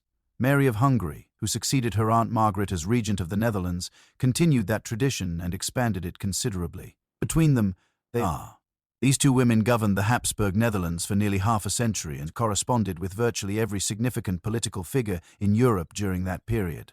Their letters are preserved in archives across the continent. Historians studying 16th century European diplomacy increasingly argue that these women's correspondence networks were a structural feature of how Habsburg foreign policy actually operated in practice. Not a supplement to formal diplomatic channels, but a parallel system that was frequently more flexible and more effective at achieving its actual goals. They accomplished this while holding positions that were officially understood as temporary and formally subordinate to the male rulers on whose behalf they ostensibly acted. They built systems that worked. The empire relied on those systems, and the empire never quite found a way to formally acknowledge that reliance. Because to do so would have required acknowledging openly that women were doing work that the official ideology insisted women could not do. Here is where I want to leave you. After 12 chapters and a very long journey through palaces and bedchambers and coronation, halls and scaffold steps and regency councils, and lying in chambers and all the complicated, painful, sometimes magnificent spaces where royal women lived their lives. The story of royal women is not a story about victimhood. It is also not a story about triumph in any simple or satisfying sense. It is something considerably more honest and considerably more useful than either of those framing. It is a story about human beings navigating systems that were not designed for them, and about what people are genuinely capable of creating in the margins of lives they did not fully choose. Every hospital founded, every university endowed, every piece of music commissioned, every diplomatic letter written, Every cultural tradition carried from one country to another in the luggage of a frightened teenage girl crossing a border into a life she had not asked for.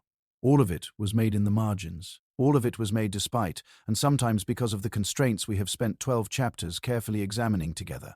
I and myself thinking about that teenage girl fairly often, actually. The one we mentioned at the very beginning of this series, the royal daughter setting out from her home country, leaving everything familiar behind, traveling toward a marriage and a role and a life that had been constructed entirely by other people's decisions on her behalf. She did not choose any of it, but she showed up. And what she did after she showed up is the part that history is still learning how to tell fully and honestly, and with the attention and the respect it genuinely deserves. We have tried in this series to do some of that telling. There is one final thing I want to say before we close everything. We have covered queens and regents and mistresses and prisoners and founders and patrons across roughly 1,000 years of European history. We have visited courts in England and France and Spain and the Habsburg Empire and Russia and Sweden. We have met women who were brilliant and women who were ruthless, and women who were both simultaneously and women who were simply trying to survive a world that had handed them an impossible set of instructions and then judged them on how gracefully they managed. What strikes me most looking back across all of it is not how different their world was from ours. It is how much of what they navigated is still recognizable to us. The pressure to be everything to everyone simultaneously. The way competence in women is evaluated through a different lens than competence in men. The expectation of composure in the face of circumstances that genuinely do not deserve composure.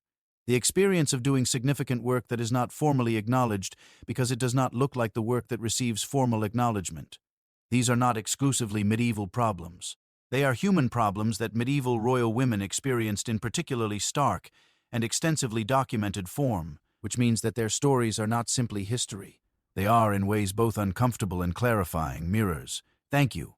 Genuinely, truly, thank you for spending this time with these women and their stories. 12 chapters is a long journey, and the fact that you are still here at the end of it means something real to me. It means you care about history the way I care about history, not as a list of dates and names and battles, but as a record of human experience. That has something genuine to say to the present moment we are all living in. If any part of this series made you see something differently, if any of these women stayed with you in a way that surprised you, I would love to know which one. Leave it in the comments. I read every single one, and I mean that without any reservation. The conversations that happen there are genuinely some of my favorite parts of making this. If you are new here and this is the first time you have found your way to this channel, welcome. This is what we do here. We go deep into history. We find the people who were left out of the standard telling, and we sit with their stories long enough to actually hear them properly. There are more stories coming. Different places, different centuries, different lives that deserve this same quality of careful attention. The next journey we are taking is one I have been researching for months, and I can tell you right now that it is going to genuinely surprise you. The history we think we know best is often the history that is hiding its most interesting secrets just beneath the familiar surface. Stay close. The next chapter begins very soon. And as always, sleep well. Dream of something magnificent. And I will see you in the next one.